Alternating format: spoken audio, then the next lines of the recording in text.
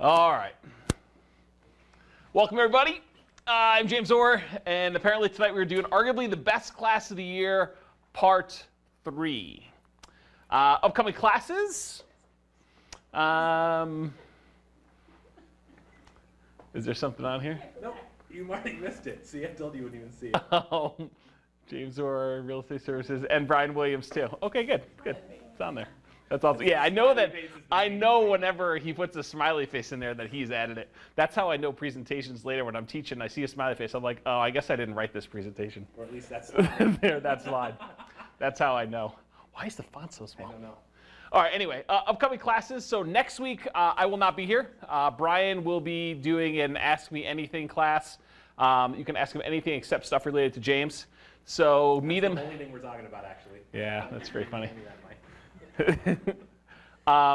So he's having it not here. He's going to be having it at Ryan's Sports Bar and Grill, which is LeMay and Harmony, the southwest corner of LeMay and Harmony. It's like a little bar near a UPS store and Guitar Center. And you can go there, basically buy your own beverage, buy your own dinner, and ask Brian any questions you want to have about. It was originally intended to be real estate and Amazon related stuff. Yeah.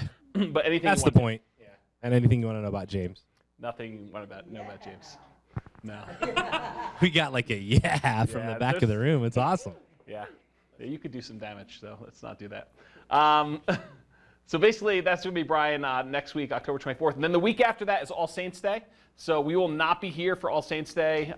Please stay at home and hand out candy to kids. The other way to think about the Ask Me Anything is it's a networking event. So if you're like, I don't have anything to ask Brian, you're not coming, that's fine. Come and network. Yeah, that's probably a good point. So the All Saints Day is going to be October 31st. Please don't come to class here. We will not be here. And then we have probably what I would think of as the two best classes, besides tonight's class, two best classes for the year, which are partnerships. And so part 1 of partnerships is the class on everything you need to know to structure partnerships, the different roles, what each role does, how to think about what the value of each role is, things to consider. There's a whole bunch of stuff in there, like 2 hours worth of great stuff about doing partnerships. And then week 2 is a workshop where we get together, we divide the room up into 3 groups. One group becomes the money partners, one group becomes the loan partners, one group becomes the deal partners. Brian assigns game pieces, telling you kind of what your criteria is for being able to structure a partnership. And then the group, the room just is a free-for-all. So you have to try to find people with money and with the loan if you have the deal, and vice versa, and you try to negotiate. So the better position you have at the end of the night, we're all going to come back together and compare how you guys all structured partnerships and how you thought about it. And it's a great time for you to practice and evaluate how you are at structuring partnerships in a way where you're not risking real money. And you tend to learn a lot. And I will tell you, if it's your first time here, try to be the role that you are. Like if you have money, be that role. If you have a loan, be that role. But if it's your second or third time here, I would actually encourage you not to be that role. And the reason why is it becomes really interesting to see what other people's roles are and how they think about things and what your concerns become when you are now the loan partner, when you used to be the money partner, or you're the deal guy, and how you kind of structure that. It helps you see the other side. And so I would strongly encourage that. Would you agree with that, or would you kind of disagree? Because I don't think we always agree on stuff. No, I think that's dead on. And I think I will just say what I normally say about workshops, which is a lot of people tend to skip workshops because they're worried about, oh, I have to participate. If you skip workshops, I mean, you're missing out on your best opportunity to learn. So if you come to one of those 2 classes, I would come to the second one. You don't have to come to the first one to come to the second one. It definitely helps. But if you're like, oh, I can't make the first one, so I'm skipping the second one, that's a mistake in my opinion. Yeah, I would agree with that. And you know, the challenge I see, I mean, we've been doing these classes since 2003, so we're like 15 years in to doing classes at this point. And I will tell you, one of the things we see most is we see a lot of people come to class, and when I go and I explain deal analysis or how to do partnerships, or Brian explains asset protection or whatever it is, we see you guys in the room nodding and bobbing and completely understanding, and then the next day you'll call me up with questions about how to do something. So the workshops is really taking us teaching it, which when we explain it, and it's probably a compliment to Brian that you guys are like, oh, that makes perfect sense. Yeah, why would you do it any other way? And it seems like so obvious and so clear when Brian's up here going through slides and explaining stuff to you. But then when you are actually trying to screen a tenant or analyze a deal, you're like, what goes in this blank and why do I do that? Why is it like this? And so the workshop part of it, the partnership part, the second part, is really where you get to apply what you learned the week before and practice where it's not a risk to you. And you will understand the deals a lot better when you are a deal maker, even if you're not going to partner, because you have to explain it to someone else and you understand it at a very different level. Just like when Brian and I are up here teaching classes, we end up understanding things at a very different level when we're teaching than we would even if Brian and I were just talking amongst ourselves, because you have to explain it and kind of go into detail with Yeah, that one little thing that you're like writing a slide on, you're like, oh, I don't really know, and then you go create a spreadsheet and you figure it out. You're like, oh, I just learned 10 things. That's right. That's interesting. Yeah. Oh, wait a second. I was going to say, it occurs to me that you should do a worse job teaching up there. The best college, some of the classes I learned the best in college were the ones where the teachers sucked and I had to go teach myself everything. Well, that's what we've been trying to do. Are we not bad? We've been trying to do the most horrible job we can, so you guys can become great students. The slides tonight are only the title slides. It just says deeds. That's the end of that section. Did you guys get everything you needed? You have any questions about that? That's good. Okay, and then finally, there is no class on Thanksgiving. So if I'm reading this correctly, I have like zero responsibility for the next 5 weeks, Frank, right? And then you get the next like 3 weeks. And then I get the next 3 which weeks. is nice. And then it's Christmas and New Year's, Yeah. which, by the way, we think that we should not have class on January 2nd. You should push it out a week. Who said that? All of us. Who is all of us? How many people want to come to class on January 2nd versus January 9th? Let me rephrase it another way. How many people want to hear about market stats as close to the last year as possible? There you go. How many people want to hear market stats on January 2nd or January 9th? January 9th, raise your hands. All right. All right, we'll see about that. All right, any questions on the schedule? What? Okay. So introductions. Oh. All right, so apparently we left, between Brian and I combining the slides for tonight, because he did half and I did half, we left the question from last week in there. How many people came to the wholesaling class? Was that awesome or what? Is that like the most amazing class ever? No one liked it? Well, Okay. that's why you're never teaching again. We are never teaching that class again. The recordings are there. You guys can go listen to it, but we are never teaching that class again. What's the real question for tonight that you have? Whatever you want it to be. Didn't you have one in here? I did. My question was, what gift ideas for Brian for Christmas? So what do you want the question to be? Don't take photos of slides or record audio or video of NCRAG presentations, but who are you, and then what do you want to see in NCRAG in 2019? So we're starting to think about that. So what classes do you want to see? What are you missing? What are your challenges moving into the next year for investing so that we can make sure we have classes that follow that? Fair enough? Sounds good. Okay, so who are you and what do you need? I'm still Brian Williams, long-term buy and hold investor in Northern Colorado, and I'll let you guys tell us what you want to hear in 2019. What do you need? Yeah, do you need anything? The mic wasn't even on, so that's awesome. Oh, really? The whole yeah. time? I'm Brian. Yeah. I'm Brian Williams, long-term buy and hold investor in Northern Colorado, and in 2019, I will teach whatever you guys want. You heard it. I'm not teaching anything. That's not what I said. You said you'll teach whatever we want. I'm Royce Quintana. I'm also a long-term buy and hold real estate investor. He's an elevator Use an Yeah, elevator. something like investor. that. If I had buildings that were large enough to need elevators, I'm doing all right. I don't have any of those. I've seen some pretty rough houses with elevators in them. Yeah, so that's my question for the new year is how do I acquire properties that have elevators? No. All right, Brian's teaching that class. That'll be a great class. Yeah, I think one of the things that would interest me, and I don't know that we go into a lot of detail, is just in general kind of where we are in the phases of the market and how to plan accordingly. Should you make a note? Phases of the market, market cycles, and probably related to that is how to select a real estate market. All right. Hey, I'm Ann Brady. I'm a real estate agent. Would love to know a lot more about investing in general, so I'm here. But mostly I came for the comedy show because it's pretty good. Oh my gosh! This can't be your first time then. Second time? class, so you told me you were going to teach me anything, and I came back anyway. You came to the first wholesaling class? Oh, you skipped the second one though, right? It was my birthday. Oh, okay. Happy birthday. Yeah, we come on our birthdays. What we do? James forces me to come. I do. We had to teach classes on our birthday one year. Sorry, anyway. I'm James. I'm starting off as a buy and hold investor, and I'd like to see more classes on other ways outside of real estate to create down payments. Okay, we did a Yeah. night on that. Yeah, Okay. Amazon FBA. Well, actually, it wasn't just that. That was part of it, Right. and a good part of it. But there were other strategies in there. I was very sidetracked by that one thing. Oh, okay. There's I'm hoping. My plan is to send my first shipment in this Saturday, so Awesome. I'm trying it out. Hey, and I want to call out. I do appreciate you wearing your Broncos hat, despite how poorly they're doing. So thank you for doing that. I'm a season ticket holder. I will Hey, love them forever, I and w- I skipped the game I last weekend. am not a fair weather fan. I usually wear my Broncos stuff even when they lose.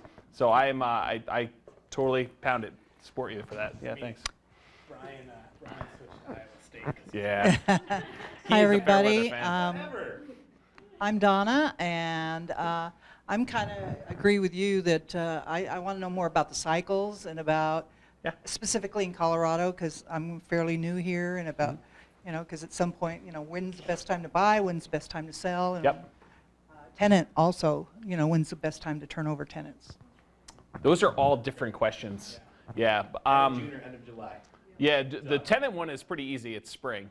It's Summer. well, whatever you think is summer and spring. I mean, I consider that springish. So end of end of June. April through August. Okay, I'll get your opinion, I'll split it in the middle. I think we have the same answer. It's just I'm saying that. June or end of July. Yeah, I think it's in there. I think you could go as early as May. Like you really want to do as soon as school's out. Although people want to go on vacation and stuff. What? Seriously, just say end of June or end of July. Move on. End of June, end of July, apparently. But the real the market cycles one though is important. And by the way, if you have leases that are ending off cycle, you should try to get them so that they end on cycle. So either do a shorter than a year-long lease or do longer than a year-long lease so that they do end in June or July or whenever it is.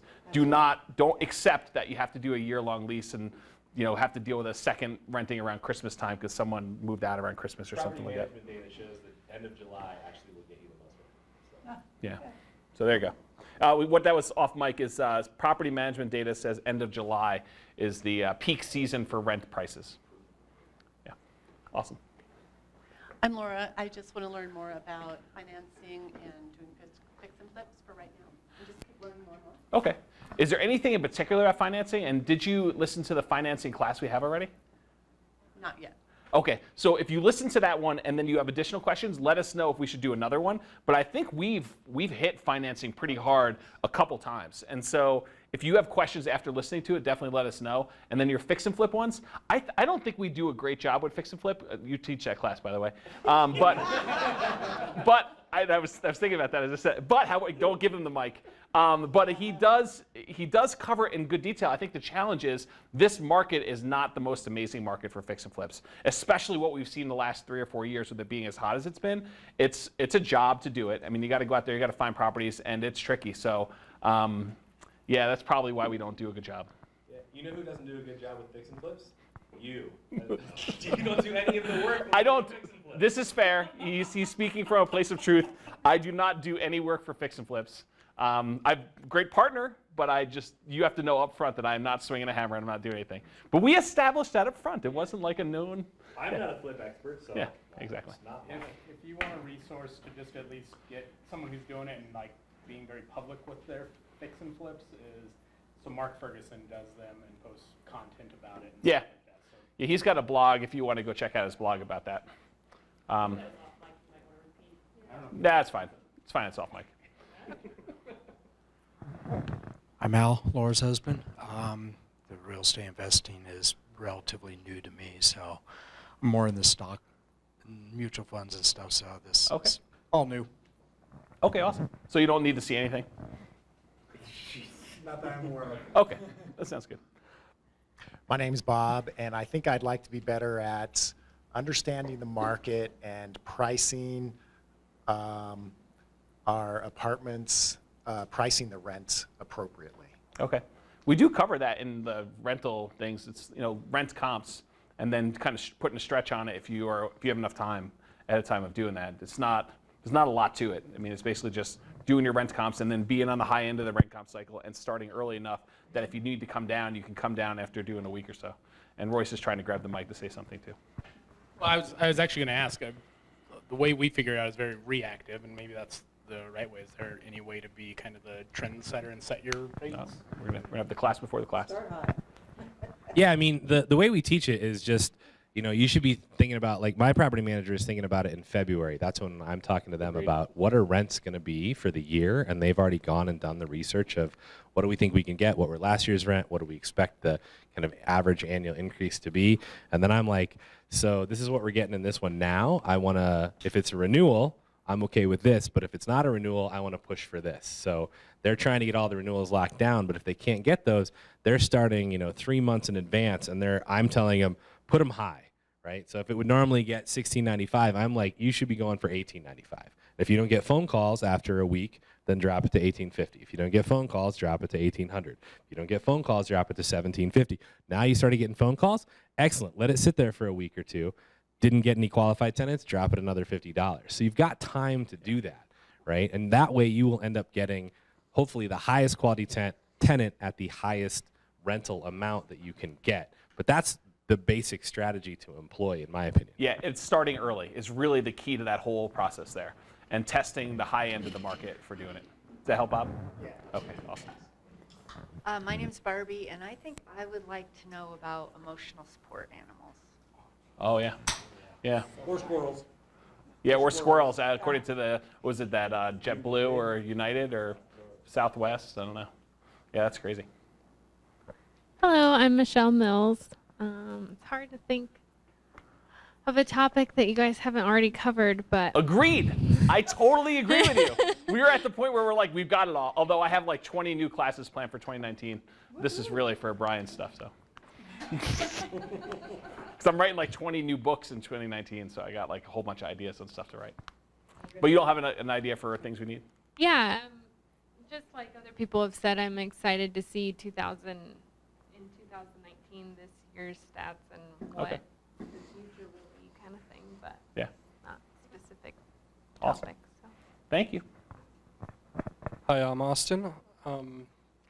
It's kind of random, but what I'm interested in knowing is, I think you mentioned last class or the class before, you've got a buyer that likes to utilize or buys meth homes. Yeah. So that piqued my interest of when going in that kind of a niche market like that, I'd be interested in how someone like that's analyzing deals to go in that and how they're making it work when everybody else is saying they can't make it work. Well, most of the people are saying it won't work because they don't want to deal with meth. It's not that they can't make the numbers work. It's just this guy, yeah, this guy he's fearless. That's how I would describe him. He's a fearless guy. And I mean, the numbers are there. I mean, you basically need to do the full remediation, and it's just like normal deal analysis, except he doesn't care that it once was a meth property. He's comfortable doing that, and then his exit strategy is in place for being able to exit out of them as well, which is a full disclosure type of thing. So sell or lease option? So are you meaning as far as renting or sell or lease option? I think he's doing a combination of renting and lease optioning. So like he'll lease the property and give the people the option to buy on the way out, doing that. But you got to realize that even if you don't tell them, the first time they talk to their neighbor, the neighbor's gonna say to them, thanks so much for buying the meth house. We were really concerned about that property for a while, that it was gonna need to be bulldozed and stuff like that. So, I mean, you have to disclose. And it's not like a legal thing, because if you actually remediate under the guidelines, you don't technically need to disclose for like legal reasons, but I think you need to disclose for just like normal, they're gonna find out anyway reasons. And so that's why I think that we do that. So as an aside, for those that are buying houses, if the house has been remediated, they're not required to disclose to you that it once was a meth house, which is another reason why when we're looking at properties together, I encourage you to go knock on neighbors' doors. So like if you're thinking about making an offer, that's a great time for you to walk around that block, look for people that are out doing their lawn or bringing their trash in or out, and saying, hey, I'm thinking about buying a house over here. How do you like the neighborhood? Is it a lot of tenants around here? Is it a lot of renters? Is it a lot of owner occupants? What do you know about this house? What's the situation? I mean, go get the scuttlebutt from the street, because they're the ones that are going to tell you, oh, did you know that was a meth house? There were cops there like every other week busting drug deals. That's how you find that out. Your agent's not going to know. So And I guess I know what I think I gathered what you were saying was I know you said meth house is making them work, but I will just in general I think niching down or finding additional barriers of entry anytime you can get beyond those, you do open up new levels of opportunity and potentially profitability. I think that's true. I do. I think it's like another tool in your box, right? You learn how to deal with a new problem, a new challenge.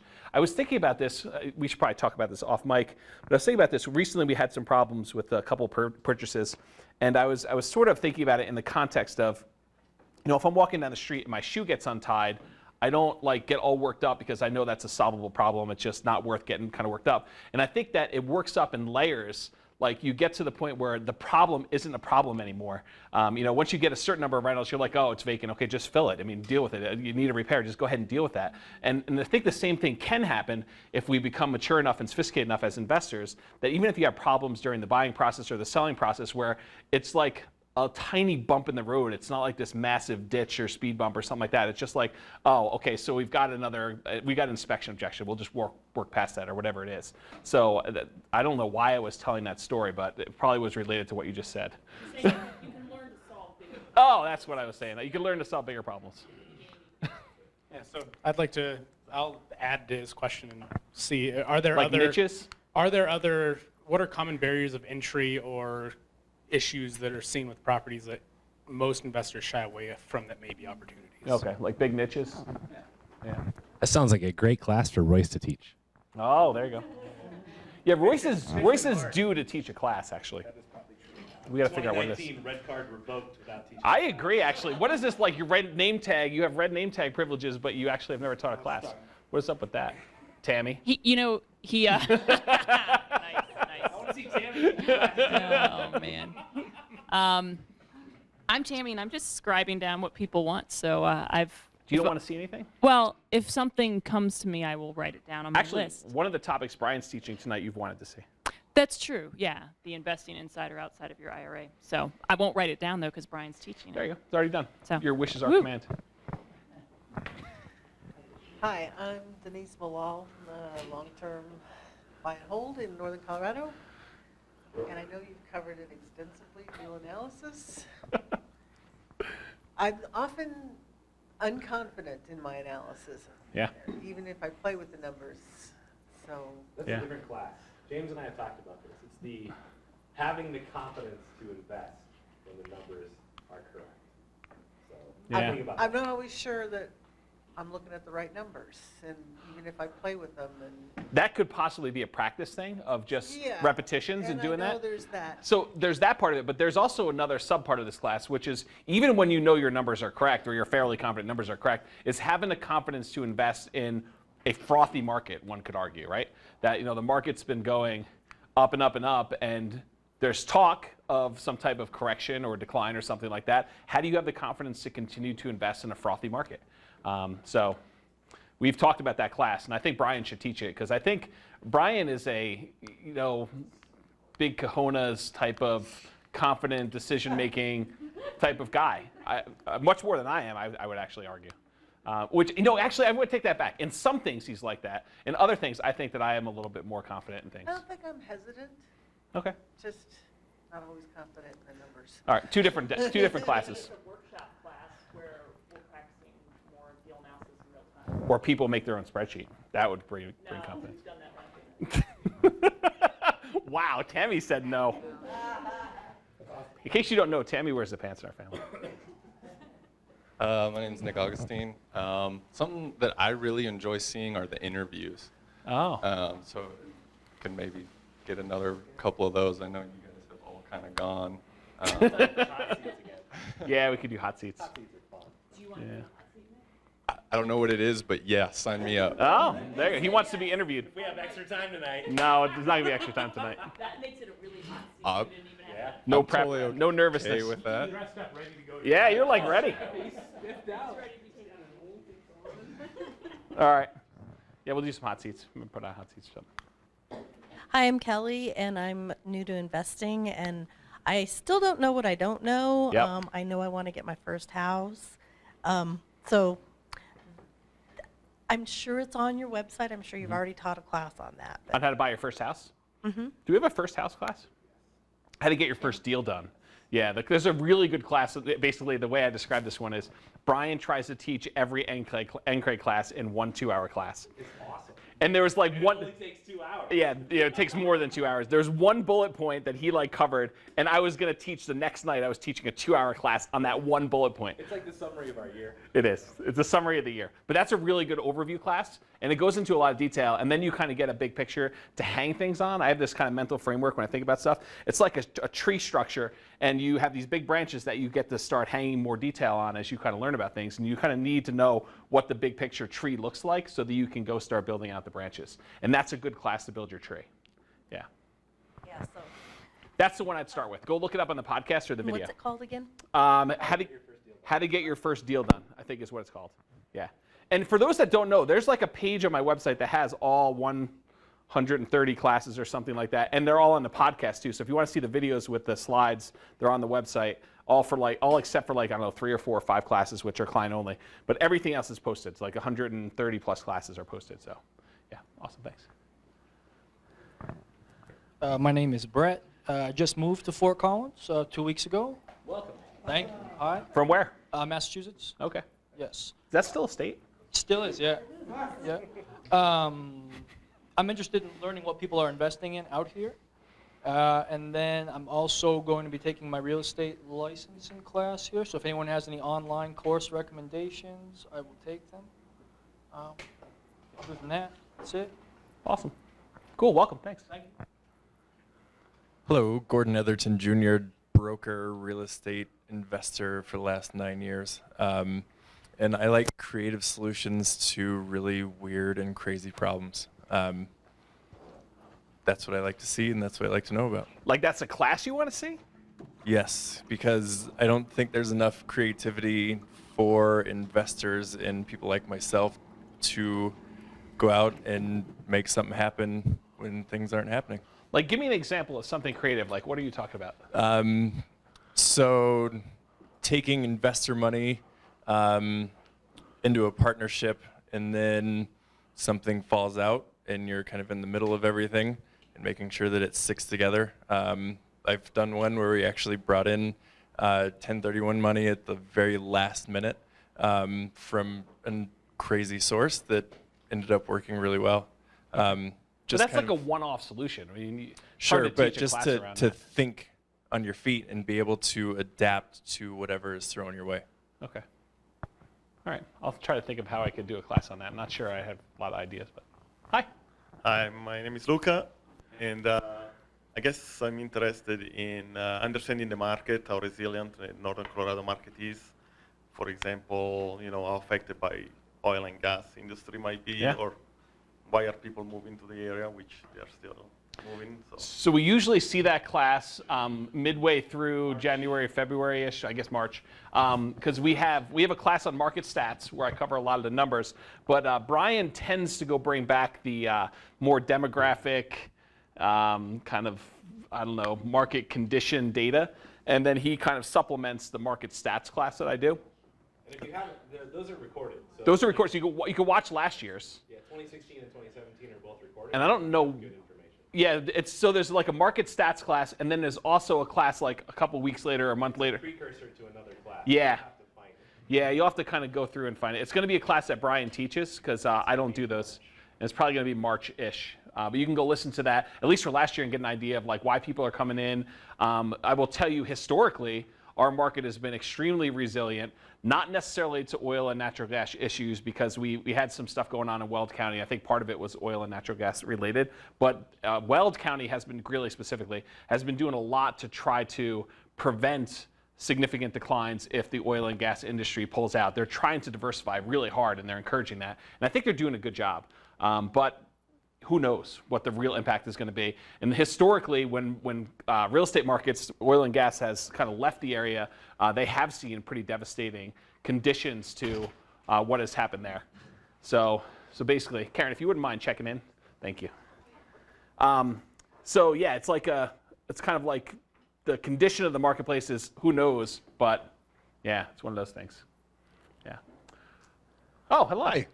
I'm Brendan Foster, long-term buy and hold investor in Northern Colorado. And maybe to expand on that, I haven't heard all the answers, but just macroeconomic effects on our real estate holdings. Macro, like just big picture, sort of like interest rate risk and things like that? Or currency. I mean, I don't know. Take it wherever you want. But how that might impact those of us that are holding real estate. All right, I'll have to think about that one. 'Cause I'm not sure I'm qualified to teach that, but I could definitely look at some things. I think so. I'm Tanya. I'm a real estate agent, and I know you don't like wholesaling, but Would you come to wholesaling class? No, because I got in a car wreck. So I'm sorry to hear that. It worked. It wasn't my fault, so it was great. Anyways, we're just getting started. So wait, you're interested in wholesaling because you're just getting started? We're just getting started, so we're starting with wholesaling. Okay, talk to Brian after class. Okay, Brian, you and I have a date apparently. So anything is where I want to go. Awesome, thanks. Where are the tissues? Are they there? Karen Whitwood. Who are you? What else do you need to know, or what else do you want to see at NCRAG 2019 next year? Well, I want to see more of you, James. Oh, okay, yeah. So Eric and I invest in mobile homes, and we currently have a property that we're looking to wholesale, real estate property. So. Awesome. Yeah, if you are interested in a wholesale deal, go definitely see Karen like after class or on a break. And did you bring flyers? I did. Okay, awesome. She's got some flyers for you if you're interested in her deal. So, awesome. Thanks. Hi, I'm Jake. I am an aspiring investor. This is my first time coming here. Oh, nice. I was surprised to hear mention of Amazon FBA at a real estate meetup. It's to get down payments. It's just get your side hustle on, build up down payments. Yeah, so I've actually been a 50% partner of an Amazon FBA business for the past 3 years. Nice. And that is going to fund my down payment after Q4 sales, so I thought that was interesting. But I think at this point in real estate, I want to have that confidence in picking a market that was mentioned earlier. Yeah. Is Fort Collins a good market right now? Is anywhere in Colorado? Should we be looking out of state? That's been the biggest trouble for me in deciding where to land my first deal. Sure. Awesome. Thanks. Welcome. I'm Nick, long-term buy and hold investor, and basically whatever you want to teach, I'm good with that. Okay, awesome. Thanks, Nick. I'm Mike, investor. I agree with Royce. I'd like to hear a class like that, analyzing market trends, forecasting how different, political, economic things can affect real estate. I'd like to see one on analyzing markets that you're not familiar with, like if there is a good time to go out of state to diversify, when you're ready to do that, how to do that. I'd like to see a class on how to get the most out of your mentor and mentee relationships, like how to bring the most value and give the most value in those relationships. And yeah, I'm excited for the partnership class and to hear about self-directed IRAs. Awesome. Thank you. Hi, I'm Emily. I'm a real estate investor. My thoughts were on diversifying, how much should I have invested in real estate? And I've heard a little snippet about your software that you're working on and that you're going to be teaching about, and I think that maybe that's going to be really cool. I'm looking forward to that. Yeah, that's one of the books that's coming. So there'll be a class on that in the next year we'll look at how different portfolio mixes of certain amount of stocks, certain amount of bonds, certain amount of real estate and other investments, and what the results look like if we model that for the next, whatever your retirement horizon is. So we will do a class on that. There'll be a class coming up. So, yeah, thank you. Hi, I'm Travis Dunn, and I'm an investor, new investor into the area, and I would like to learn more about with lease option to buy. And how to get started with those. Good news for you. We have that totally covered because I actually finished the last missing piece of that probably about a month ago. So we have classes on how to analyze deals, how to do the lease option, the lease paperwork, the option paperwork, how to do asset protection. Yeah, I think he said option to buy. Oh, okay, I'm sorry. Yeah, we have a lot of lease options to sell. We have a couple on creative financing, which is basically the same thing. So when you get in front of somebody and you're making your presentation to buy a house, and you're explaining to them subject to or wrap financing, which is what we do here instead of subject to. The fallback position, I think, to that is doing the lease with an option to buy, unless you think the market's going down and you don't want to have the obligation to own the property. In that case, you want the option instead of the actual deed to the property. So anything I said when we were talking about subject to, when we taught the creative financing class, applies to lease options. The only difference, and I think I talk about it in that class, is if you think the market's going down, you do not want to be obligated to have ownership of the property and have the deed if you're wrapping it or doing subject to. You want to have the option and you want to be leasing it instead.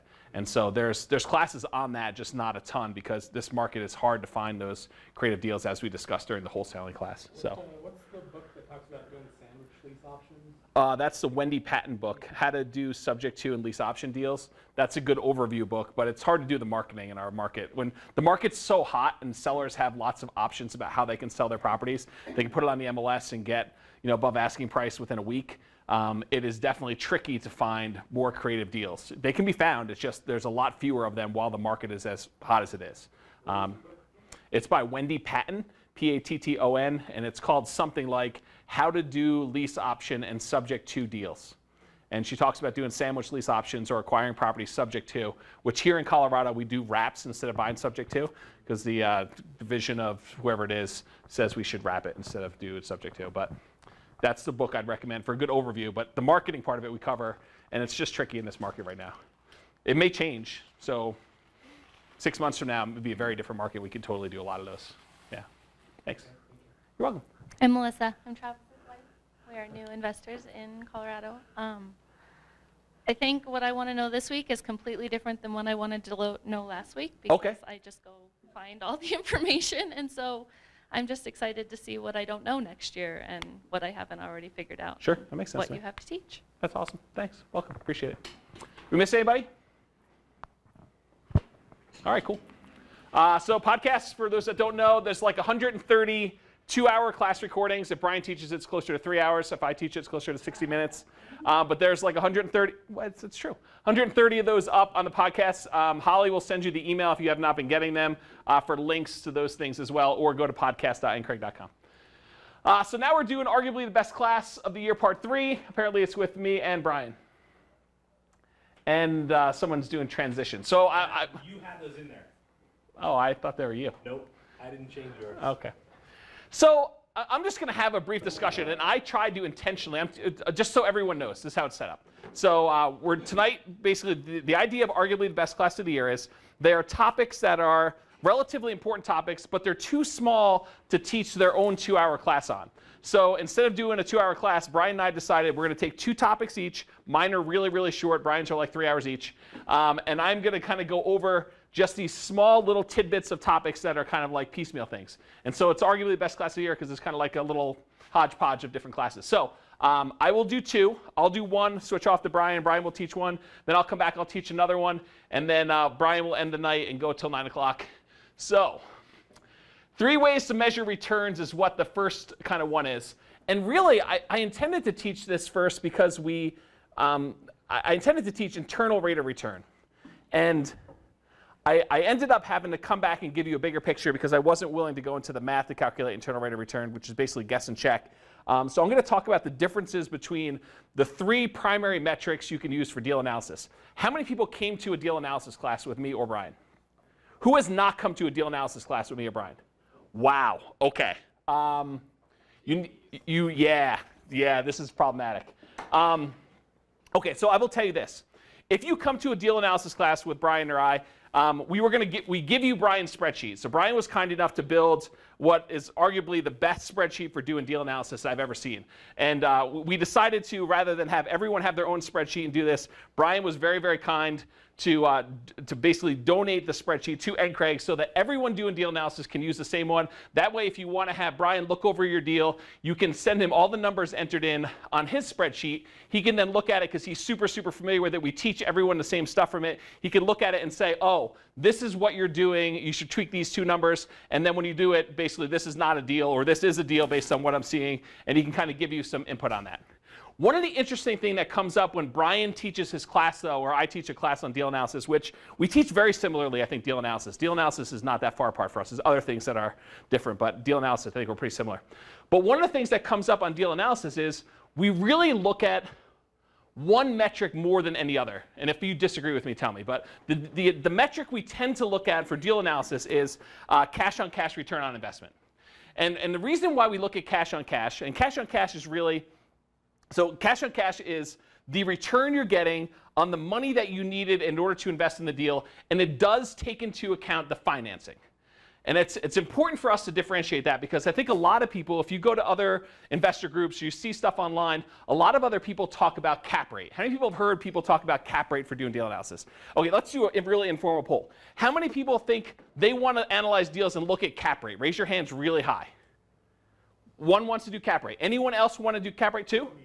Two for cap rate. Okay, so everyone else, what do you want to see? Is it cash-on-cash return or something else? Dollars cash flow, cash-on-cash return. What's your best metric for doing deal analysis? Go ahead and speak it out. Cash flow. Cash flow, dollar amount cash flow? Speculation of appreciation. Speculation of appreciation. Okay. Anyone else? ROI, basically. ROI. Total ROI, including appreciation and debt pay down and depreciation, all that other stuff? Okay. So normally what we do, because depreciation is relatively fixed, it's a gimme for tax benefits. Appreciation is largely speculative. If you remember my class on the cash flow, the return on investment quadrant, you'll remember that depreciation is relatively fixed. Appreciation is largely speculative. We don't know what it's going to be next year, so it's really hard to calculate that and get any meaningful number. Debt pay down is a gimme based on your loan. If you don't have a loan at all, it's basically zero. So when you really look at those numbers, the number we're really most concerned about a lot of times is cash flow. And cash flow, when you look at cash flow from the sense of how much should I have to put into the property to get out $50 or $100 or negative $50 or negative $100 per month in cash flow, it's a ratio of the amount you invested to how much cash flow you're getting back. And so that really is cash-on-cash return on investment. And so most of the time, almost every single time we teach deal analysis class, we are focused in on doing cash-on-cash return on investment. So that has been our primary metric for doing things. That's kind of like the standard over which we kind of compare deals, okay? If you think about cash-on-cash return on investment, it's basically the amount of cash flow you're getting per year divided by the amount you had to invest in order to get that, including down payment and closing costs and everything else. If that's what cash-on-cash is, if you imagine for a minute you're going to buy the property entirely with cash, not get a loan on it at all, what is that called? That's cap rate. So basically, if you're not going to get a loan, cap rate is your cash-on-cash, in quotes, if you're going to pay all cash for the property and not get a loan. Okay? So a lot of people like to look at cap rate because they want to be able to say, how does this property compare if I had bought it free and clear to this other property I'm going to buy if I'm going to buy it free and clear? It's basically net operating income divided by the purchase price is what cap rate is. Okay? So in a lot of ways, you'll see in other investor clubs and other places online, they talk about capitalization rate, which we call cap rate, as an example of another way to analyze deals. And we actually prefer to look at cash-on-cash return on investment mostly because it takes into account the loan. Because if you're going to buy a property and you can only get a 8% interest rate loan on that particular property when you buy it, it may have a great cap rate, but it may be horrible as far as cash-on-cash return. So the financing you can get, the type of property, the type of financing you can get, the down payment amount, the interest rate, all those things have an impact. And so we want to kind of divide those out across different properties. And that's why we like to do cash-on-cash. Okay? So I've kind of talked about cash-on-cash, which is what we teach in almost all the other classes. We kind of, capitalization rate is sort of a, red-headed stepchild sort of thing of the investment analysis that we do because we don't usually talk about doing it as if you're going to buy them free and clear. Partially because Brian is a big believer in leverage.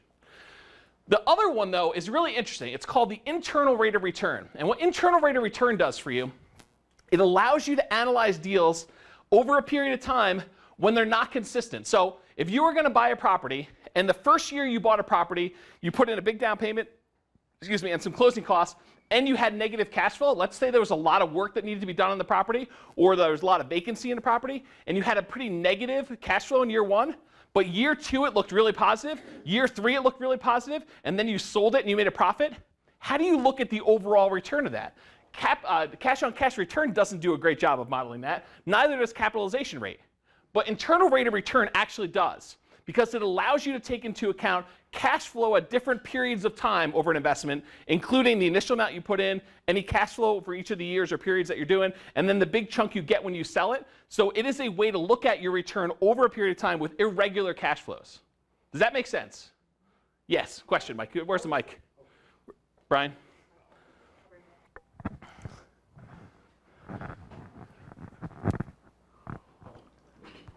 Can you explain how IRR is different than overall ROI?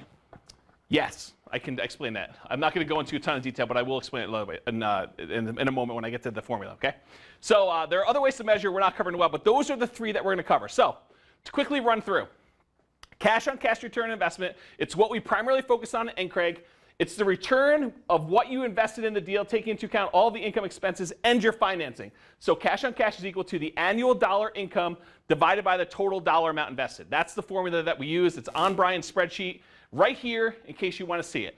So if you're used to using Brian's spreadsheet, this is the one that we typically look at for cash on cash return on investment. It shows you the dollar amount. This is year one, by the way. It tells you the monthly dollar amount cash flow, and then it does your cash on cash ROI.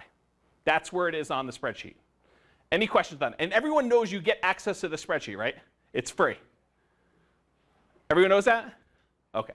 So that's where that is. Now, capitalization rate, often called cap rate, is cash on cash return on investment if you paid all cash for the property. So if you bought it and did not get a loan, this is your cash on cash return if you bought the property free and clear, okay? So cap rate equals net operating income divided by the price or value. Price is when you buy it, okay? So it's used to compare properties without taking into account financing. And if you know what your cap rate is for properties, sometimes people will use cap rate backwards to determine what a property would sell for. So for example, people are saying, you know, around here, we see properties that are 7 caps or 7.5 caps or 6 caps or whatever they are. And so you could say, okay, I'm thinking about selling my investment property. And I know that most properties in this condition, in this part of the area, are selling for about a 7% cap rate. You can actually take the income you're getting from that property, net operating income, and you can divide through by your percentage cap rate that you expect to get, and you can determine what the value of the property should be if someone were to buy that all cash and get cap rate. Does that make sense? You can sort of work backwards for what the price should be on a property. Okay. So, if you... Which you might want to mention is useful on multifamily when you do improvements and then you see rent increases. That's actually a really good point. So what Brian pointed out is, let's say you bought a property and 2 years later you end up doing renovations on all the units and your rents go up on all those units. You can now very quickly determine what the new value of your property is by taking what you think the cap rates should be for properties around there, and you divide through however you do the math in order to get your value from the cap rate. Basically, I think you take the rent and you divide through by the cap rate. One other thing you can, that's useful. Where's your mic? Brian's going to get the mic. While he's getting the mic, this is where cap rate is on the spreadsheet. Same view that you were just in. Up here was cash on cash return, and down here is your cap rate. It's sort of like just less important, but it's still on the page and still important enough to show on every year. Right? So one other thing it's super useful for is if you're going to go spend $60,000 to do those improvements on your unit, you can actually go, hey, I think the rents after I do this $60,000 improvement are going to be this. You can figure out your new NOI, figure out what the new value of your building would be, and go, oh, do I want to spend $60,000 to essentially raise the building value by $100,000, right? So you can kind of go back to, you know, using EV and making good bets on how you're doing your performance. Yeah.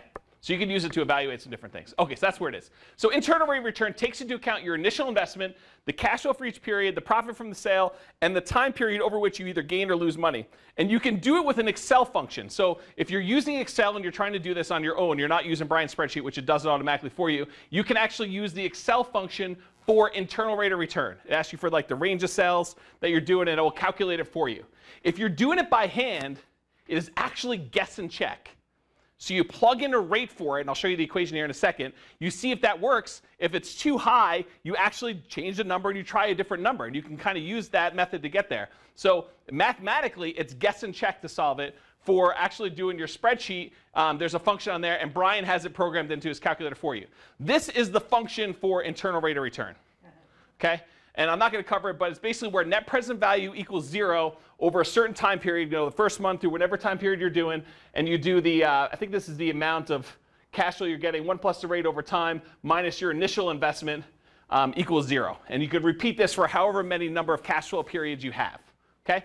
So Brian does all the math for you on the spreadsheet, and it is shown right here down at the bottom. So when he does the overall analysis, because you have to do it based on a sale, he actually shows you what your internal rate of return is at the very bottom of the spreadsheet, so you can see, hey, listen, this property had negative cash flow the first year or two, but now it has positive cash flow and it's doing really, really well. What is my internal rate of return if I sell it in year 4? In this case, it's 17.52% per year. Okay? And so you could do that. And what internal rate of return really is, it's sort of like, what return would I need to get, assuming I had to put this amount of money in and this amount of money in if I had negative cash flow, in order to get this amount of cash flow during these different periods of time and a big chunk out at the end. And that's why it's sort of guess and check, because you have to plug it in and see, if I started with these numbers and I had this coming in through these different periods, what is the number I would need to do that? And so what was your question again, Mike? How is IRR different from overall ROI? Because you know that chart it shows them being the same in that scenario.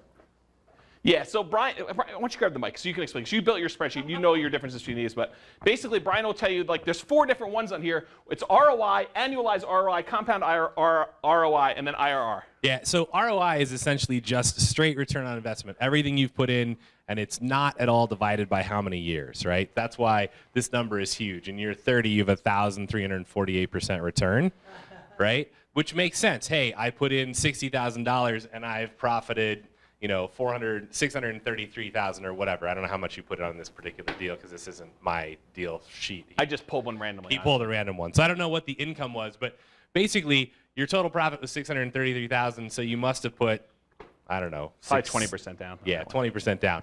The annualized ROI is simply taking that same number and dividing it by how many years. So the annualized is not really, it's useful in that, hey, this means I'm getting, you know, in year 5, if I would have invested this, I got 23% every year. The compound version of that is what you would expect it to be.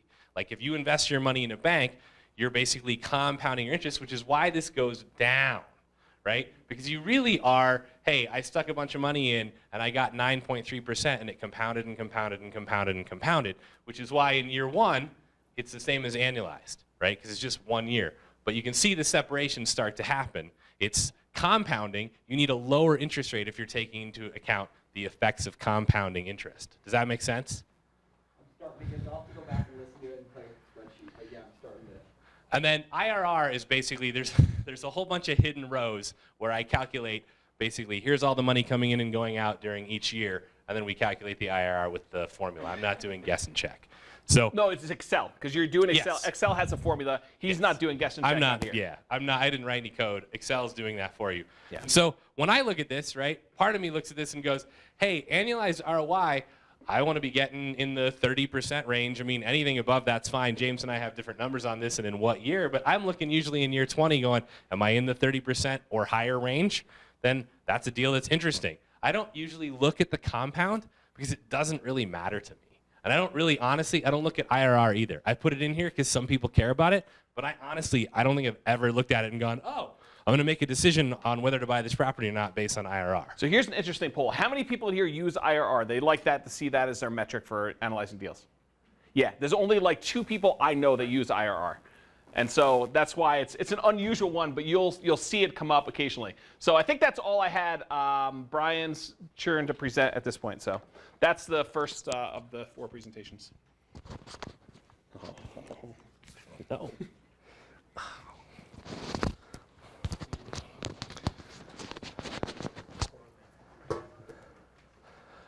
All right. Second one up is, did you have a question, Royce, before we go? Oh, I was just trying to think if compound. Here's the mic. Your compound return on investment correlate with return on equity. Oh, that's a class you can teach next year. I don't think it does. Yeah. Tammy's going to write it down. So part number 2 is whether or not, how many of you have a 401k or an IRA that has some money in it? How many of you have a self-directed 401k or a self-directed IRA? Okay, there's something to look into. We teach a whole class on that. Go listen to it. I'm sure some of those questions are going to come up as I teach this, but feel free to ask. We'll get as many of them in as possible. There's really 2 scenarios I wanted to cover. So The first one is, you're Royce and you're like 16 years old and you're like, you already have a really great job and a 401k, right? Just kidding. I don't know that this is Royce. These are just made up numbers. But here are some assumptions. So if you're starting out and you're going to build your 401k, usually the choice is, man, if I'm 25 and you're in this room when you're 25, I mean, you're crazy lucky to be in the room, right? If I knew what I knew today when I was 25, I mean, I don't know. This would be crazy. So if you're here, you're probably thinking, well, 60 years old is a long ways away from me as a 25-year-old. Do I really want to stock my money into this 401k thing and then wait 35 years before I can actually kind of have access to it? And so this is the discussion. So we're going to assume somebody's 25, their 401k balance is $15,000 at the beginning. Their average return is 7% in their 401k, and that's invested in basically equity, stocks, bonds, mutual funds, whatever. We're going to assume their income tax rate is 30%, which is probably high. We could pick any number and go back and rerun this if we wanted. Capital gains tax, which isn't really going to come into too much effect, and the withdrawal penalty is 10%. So if this person had $15,000 in and they decided today they were just going to say, I want my 15K out, how much would they actually be able to withdraw after their tax bracket and their withdrawal penalty? Everybody's doing some math. Royce is like, I don't know. James is still not giving me an answer. Yes, it's 9K. So annual contribution, we're going to assume it's $3,000 pre-tax money. So post-tax money, that would essentially be $2,100. And for all, just so I don't get in trouble, I totally took these assumptions and the next slide from Bigger Pockets, an article in there, and I basically made somewhat of a presentation out of this portion. The rest of it after that is just mine. But they had already done the numbers, so I used theirs. But essentially, these are the same, right? You need to put $3,000 into your 401k every year, or you can pay taxes on that money at 30% and get $2,100. Does that make sense? Those are just our assumptions. So, man, that's a really slow transition, James. Why'd you put those in there? So at 25, like I said, you're looking way down and you're like, man, I'm just starting this journey. Do I want to stick my money in there, or do I want to take it and go do Amazon FBA, right? Or something else? Because that's a long ways away. So do you invest inside or outside? So this is what, age 25, we decide, yep, we're going to stick it in the 401k, $15,000, we contribute $3,000 every year. When we're 60, we have $574,859.36. And then this basically shows you what you would actually be able to pull out after tax. Here's the other one where we don't have $15,000 because we pulled it out. We have $9,000. We paid the 30%. We paid the early tax. James is over there doing math. Annual contribution, $2,100. So again, we're paying that. And these numbers aren't terribly important as to what they end up to. The important part is basically saying, in order to reach the same amount, you would need about an 8.5% return on the money outside of the 401k in order to basically be the equivalent of what you would have had inside the 401k. So how many people think it is easy to get an 8.5% return with money outside of your 401k? Yeah, if you're sitting in this room, you probably do, right? How are you going to do that? Obviously, we think real estate. So you need to earn that. I mean, is this doable? Yes, absolutely. If you don't believe you can earn 8.5% with real estate on an annual basis, just a 30-year mortgage alone being paid off across 30 years gives you 5.51%. Can you get another 3% from appreciation tax benefit and loan pay down? And cash flow? That's also with 20% down. If you can do other stuff, it's actually even better. Yes. So you could do Nomad and that could be much higher. But this is a 20% down loan, 30-year mortgage. So you're already at 5%. In 30 years, is your property going to appreciate, on average 3% a year? Are you going to get some tax benefits? Yes. Is 8.5% easily doable? Yes. Even if it's 1% a year. Yeah, you're killing it. Yeah, you're killing it. So I think it's super easy to make 8.5% outside of your 401k. So for those of you that are young and you're like, should I stick money in? Should I not stick money in? It's an interesting choice. Just because you can make the 8.5% outside doesn't necessarily mean you should pull the money out.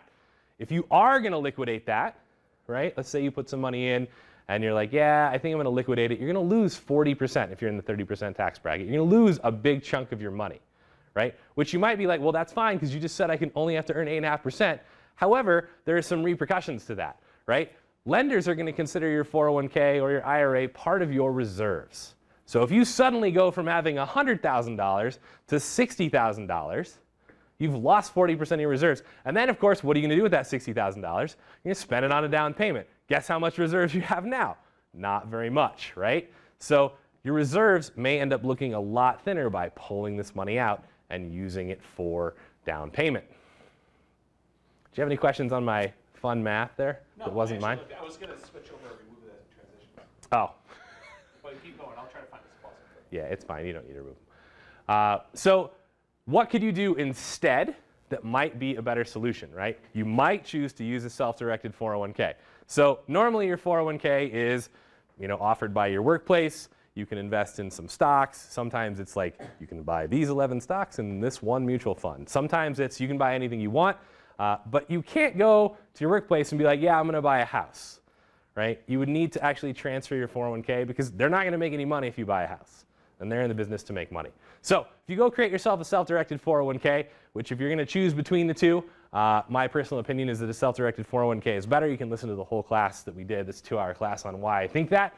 And I think you can invest in your self-directed 401k and earn much better than the 7% you might earn in equities in this example, or even the 8.5% that you're trying to beat outside of your self-directed 401k, simply by investing in real estate.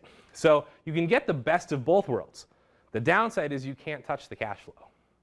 You buy a property inside your self-directed 401k, and all the money that comes back has to stay inside the self-directed 401k until you're 59.5.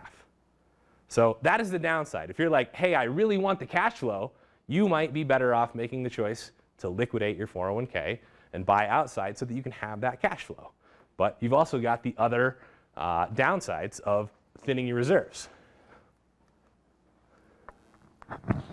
Do you have the option to buy like an Airbnb or vacation rental or something like that and then go stay in it yourself and not pay for that week into your 401k? Nope. So there's all sorts of crazy restrictions on what you can do in anything purchased inside a self-directed 401k. And you basically can't self-deal. So anything where you are buying it, living in it, definitely out, and you basically could end up forfeiting your entire 401k. So definitely don't want to do that. There's a whole bunch of rules where you can't invest up and down in your family heritage, basically. So I can't invest with my mom or my dad or my grandparents or any of my kids. However, and I'd have to go back and look, I think you can invest with brothers, uncles, like people to the side, which is really kind of strange. So it's like, hey, my mom, but I can do it with my cousin. And you cover that in detail in that class really on weird. self-directed IRAs and stuff. Like, made sense in my head, sounded terrible. Oh, man. Sorry, Mom. Cut that up and make something great. Yeah, Holly, just delete that. So what did you say? I totally missed what you said. I said you cover that in detail in the class on self-directed 401ks and IRAs. Yes. And so inside the self-directed 401k, one of the other benefits is you don't need to do a 1031 exchange when you decide, hey, I'm going to sell this property, I'm going to go buy a different one. You can sell it. There's no time restrictions, right? 1031 exchanges have very strict time restrictions on when you have to identify a property, the time by which you have to purchase the property. In this case, you can sell the property, let the money sit in your account, do a hard money loan for 9 months, come back, oh, I finally found the property I want to buy, and go buy it. So you've got some really good advantages by doing it inside your self-directed 401k.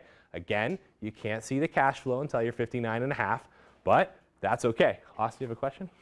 Yeah, I actually have one comment. I'll give you a question, Austin. So how many people in here are interested in financial independence, retiring early?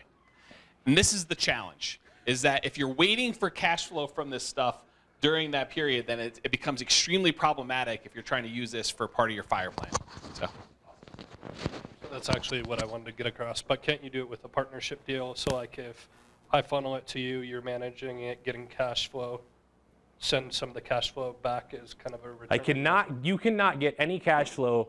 You cannot self-deal with yourself. If your self-directed 401k owns the property, you cannot own part of that property. And you cannot, no matter how you funnel it around, right? You're like, I paid the property manager and I'm a maintenance worker that did work on it and I'm getting paid by the property manager. That is self-dealing. So there are all sorts of restrictions that are shown. Right, but if you're running it completely, I'm just funding the money to get you going. So if I'm running... My understanding is you cannot get any of that cash flow stuff. Yes, I just want to have his example so that I have it clear. So we're gonna go buy a property together. We're gonna partner. You're gonna use your self-directed 401k funds. We go find a deal. You put money in. I put money in. What happens? Is that what you're asking? Right. So if I give you, say, 20% out of my self-directed and said, here you go towards a partnership deal, go pick up what you want mentality, then at that point, can you not manage it and run it yourself?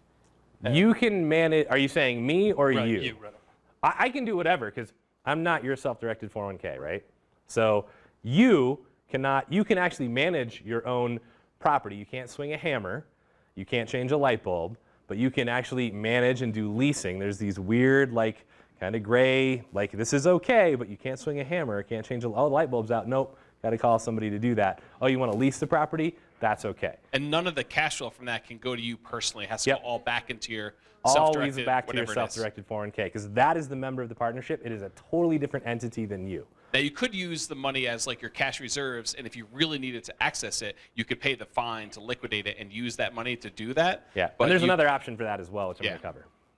So, any other questions on that? Did that make sense? Okay. This is the next bullet even. So in the self-directed 401k, one of the benefits is you can actually take a loan for the lesser of half the value of the self-directed 401k or $50,000. So if you have $200,000 in there, you can only take a $50,000 loan. But this is pretty amazing because it doesn't tend to matter what this loan is for. You can take the loan and you can go do that money what you want. So you could take $50,000 out, go buy a house. You still have to pay your self-directed 401k back at a reasonable interest rate, which is probably around 4%. So your self-directed 401k continues to grow at 4%, tax deferred. Meanwhile, you're using the $50,000 outside of your self-directed 401k to go do whatever you want, which is pretty awesome. You could take this and use it towards a down payment on a Nomad, right? I mean, you could pull $15,000 out, put 5% down, go buy a Nomad house, and slowly pay back your self-directed 401k, which it continues to grow. Talk to your lender again. If you pull this out, it's reducing your reserves. You always want to be careful what you're doing with your loans. And I already said you do have to pay back. It can't be an interest-free loan. You have to pay back at a reasonable rate. And there's no penalties for you doing this. So it's kind of like, I've got this savings account with up to $50,000 in it that I can use at will to go do what I need to in real estate. Pretty interesting. Any questions on that? Jamming information as fast as possible.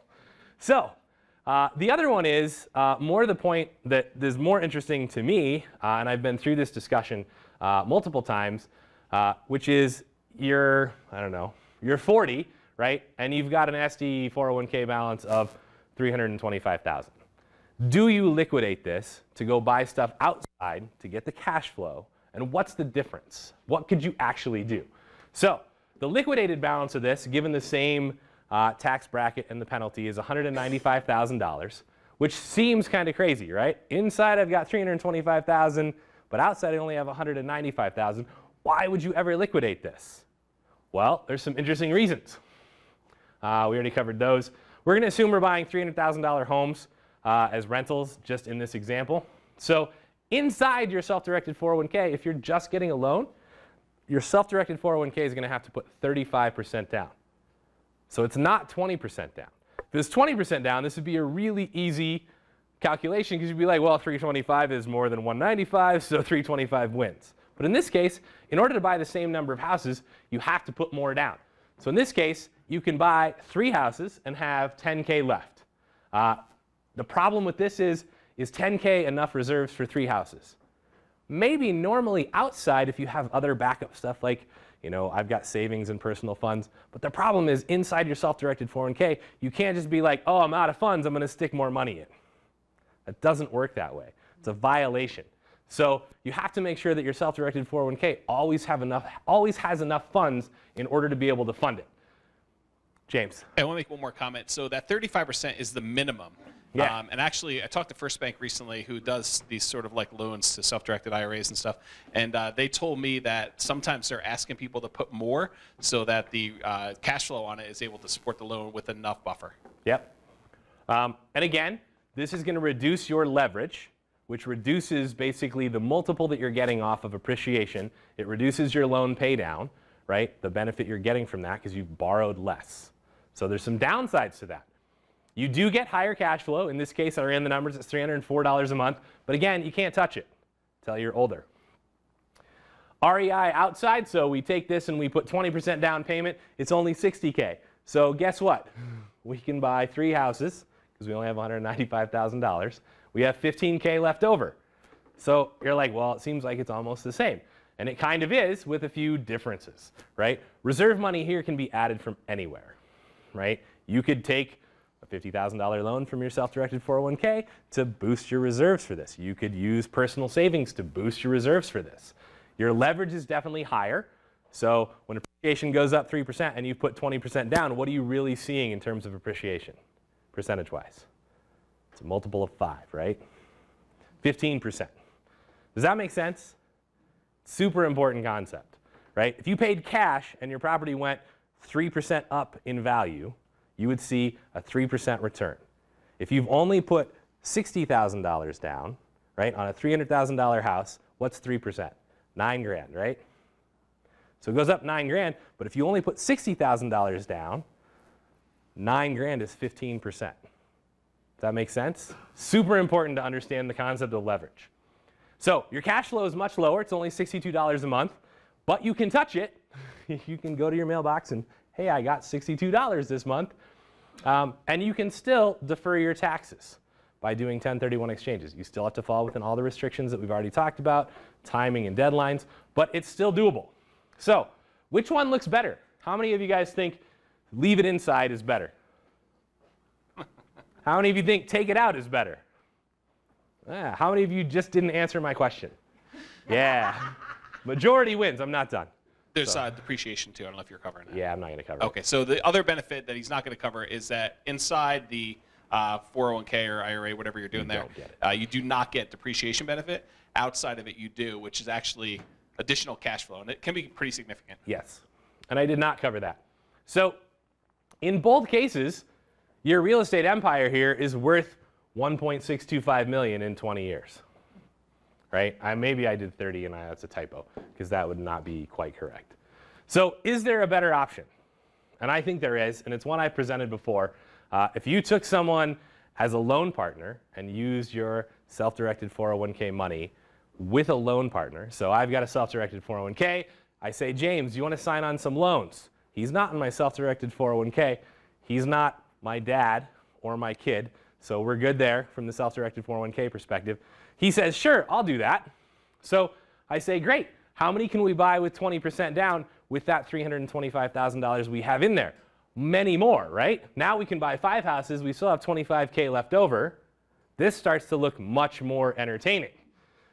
We've got decent reserves. You still have to remember you can't add them from any other source. Your leverage is much higher now, which I like in this case, right? It's not over-leveraged, but it's still, you've got the 20% down payment. Cash flow goes back to what it was with 20% down, but again, you can't access it, so it really doesn't matter. And even if you pay your loan partner 15% overall, in 20 years, it's still worth $2.71 million in comparison to the $1.625 we talked about on the previous slide from both options. So to me, this looks like a clear winner. You do have to pay the loan partner, but even if you paid him this 15% overall, you would still only have to pay him $333,000. And this is assuming that you sold the properties in year 20. You could take it all the way out to year 30. But even then, this minus the 333 is still greater than 1.625 by a lot. So significant savings there. You could also take this over time and cash out and refinance this, and James's calculator will be able to do this all for us. So it'd be really interesting to run all 3 of these scenarios where it's like every time it hits this much equity, cash out, buy another property. The first 2 are going to look mostly the same. This one's going to just compound way faster. So instead of being 1.625 and 2.71, it's going to be like 3 million and 7 million, or 3 million and 8 million, or something like that. So this, to me, is a much better option. I've done this many, many times. It works really well. Banks don't care. You're not violating any of the rules. Call an attorney to have them write your LLC, obviously, but that is all I have. Any questions on that? Yes, microphone.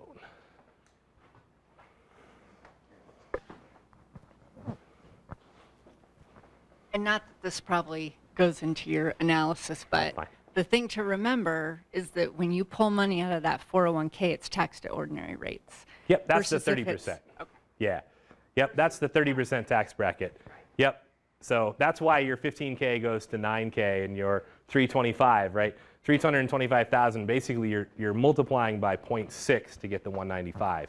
So it really sucks. So one other note, since you brought that up, if you have a Roth IRA, it can be slightly different.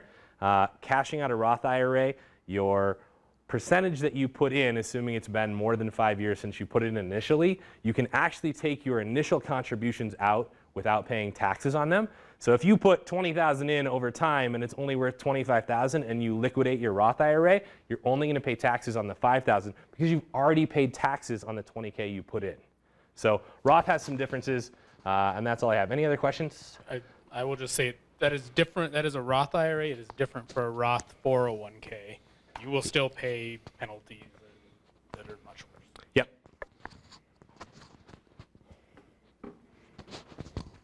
All right, now this is going to be the most exciting part of the night. We're going to talk about deeds. How many people are excited to talk about deeds? Yeah, everybody's excited to talk about deeds, right? All right, so deeds. Warning. Get legal advice from your own attorney. So I've been, in our business, we kind of give this advice all the time, partially because I think it's good advice. However, I've not tested this. I have not seen this actually play out where there's been a title dispute and it's gone to court. This is my understanding of how it works. So before you decide to take any action on this, you should probably go talk to an attorney.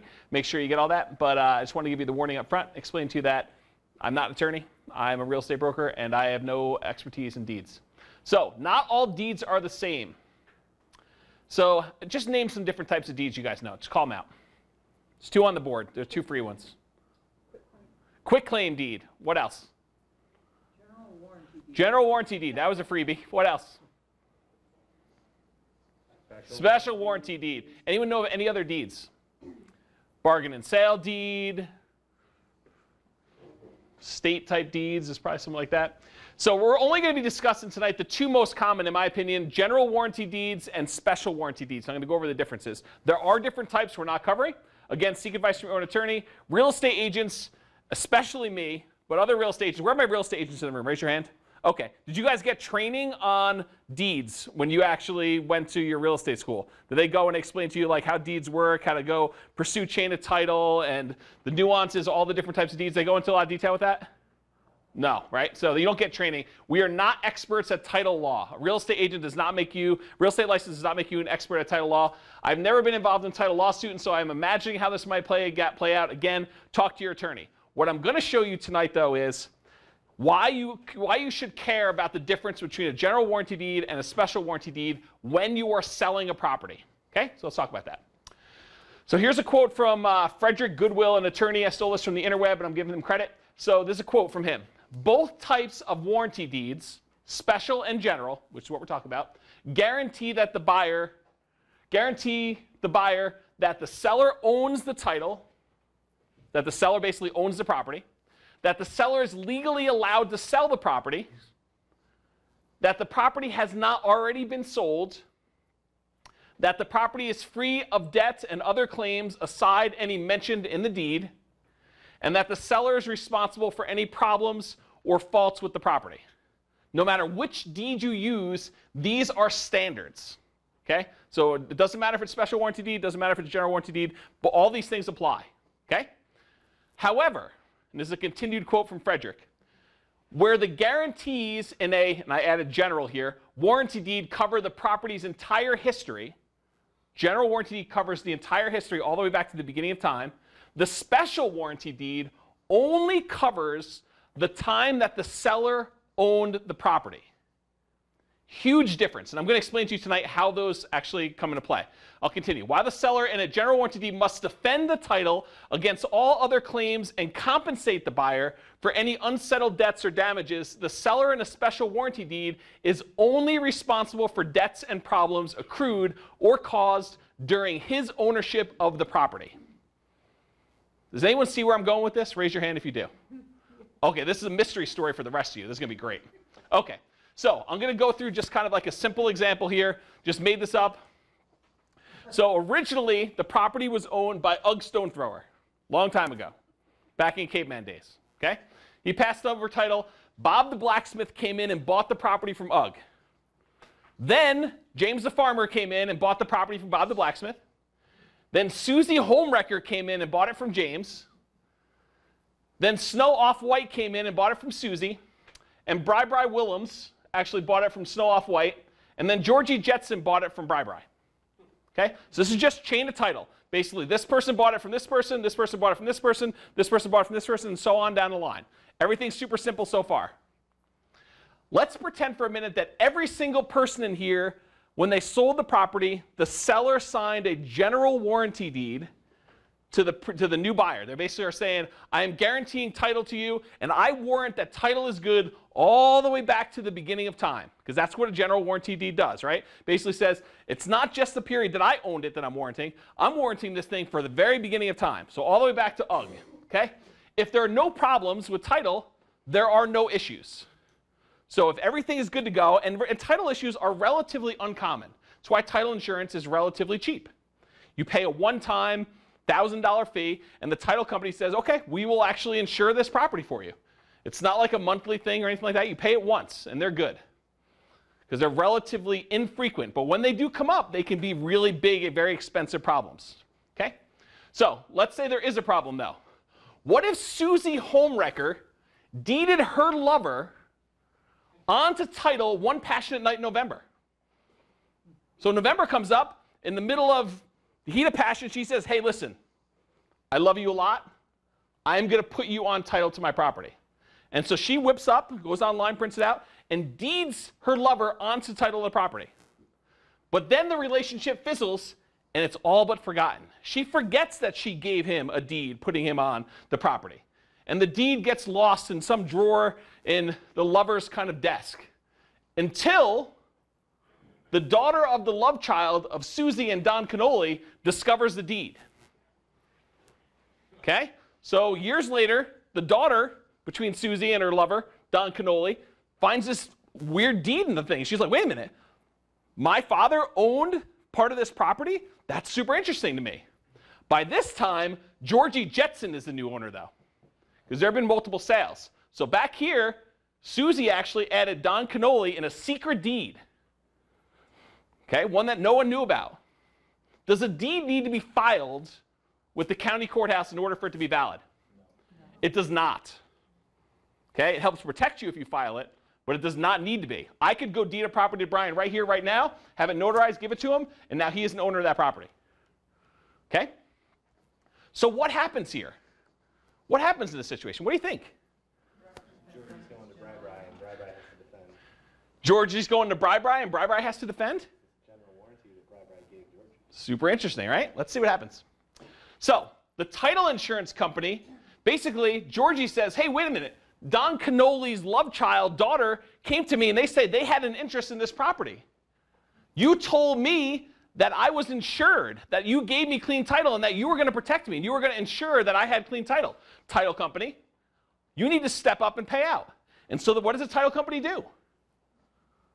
Title company says, you're right, we did insure you. And so we are going to pay you out in this claim. We're going to pay Don Cannoli's secret daughter, the secret lover's daughter, out. They're going to say, hey, here's some money, go away, sign over ownership, so that Georgie Jetson actually does have clear title to the property. But that's not where the story ends. Because title companies do not like to pay out money, right? Especially when they didn't do anything wrong. So what are they going to do? Everyone signed a general warranty deed throughout this entire history, so the title company could seek to be made whole by Bri Willems, Snow Off-White, and Susie Homewrecker. And so what do you think they're going to do? I think they're going to form a lawsuit against all of these guys because Bri Willems said, here is title to the property, and I am personally guaranteeing this all the way back to the beginning of time. And Snow Off-White says, I am actually signing over title to Bri Willems, and I am guaranteeing title all the way back to the beginning of time. And the bad person here, Susie Homewrecker, she basically signed over ownership of the property later, and she actually deeded the property to Snow Off-White, even though she had a secret deed that she forgot about. She did it, and she didn't remember that she did this. Okay? So she actually ended up doing the deed here. So all three of these guys are going to be named in a lawsuit because the title company wants to go collect. What happens if Susie doesn't have any money? She's basically in a nursing home, doesn't have any resource at all. How are you going to get blood from a stone? And let's say in this example, Bri Willems doesn't have any money. He can't go make the company whole. So the title insurance company could try to collect from Snow, who did nothing wrong except to agree. Oh, wait, I forgot this part. So Susie or Brian don't have any money, but Snow, who married into the royal family now, does. So title insurance company would try to collect from Snow, who did nothing wrong here except agree to warrant and guarantee title to the property for all its history. So Susie nor Bri didn't have any money. Snow, who married into the royal family, does. See, Princess Snow Off-White.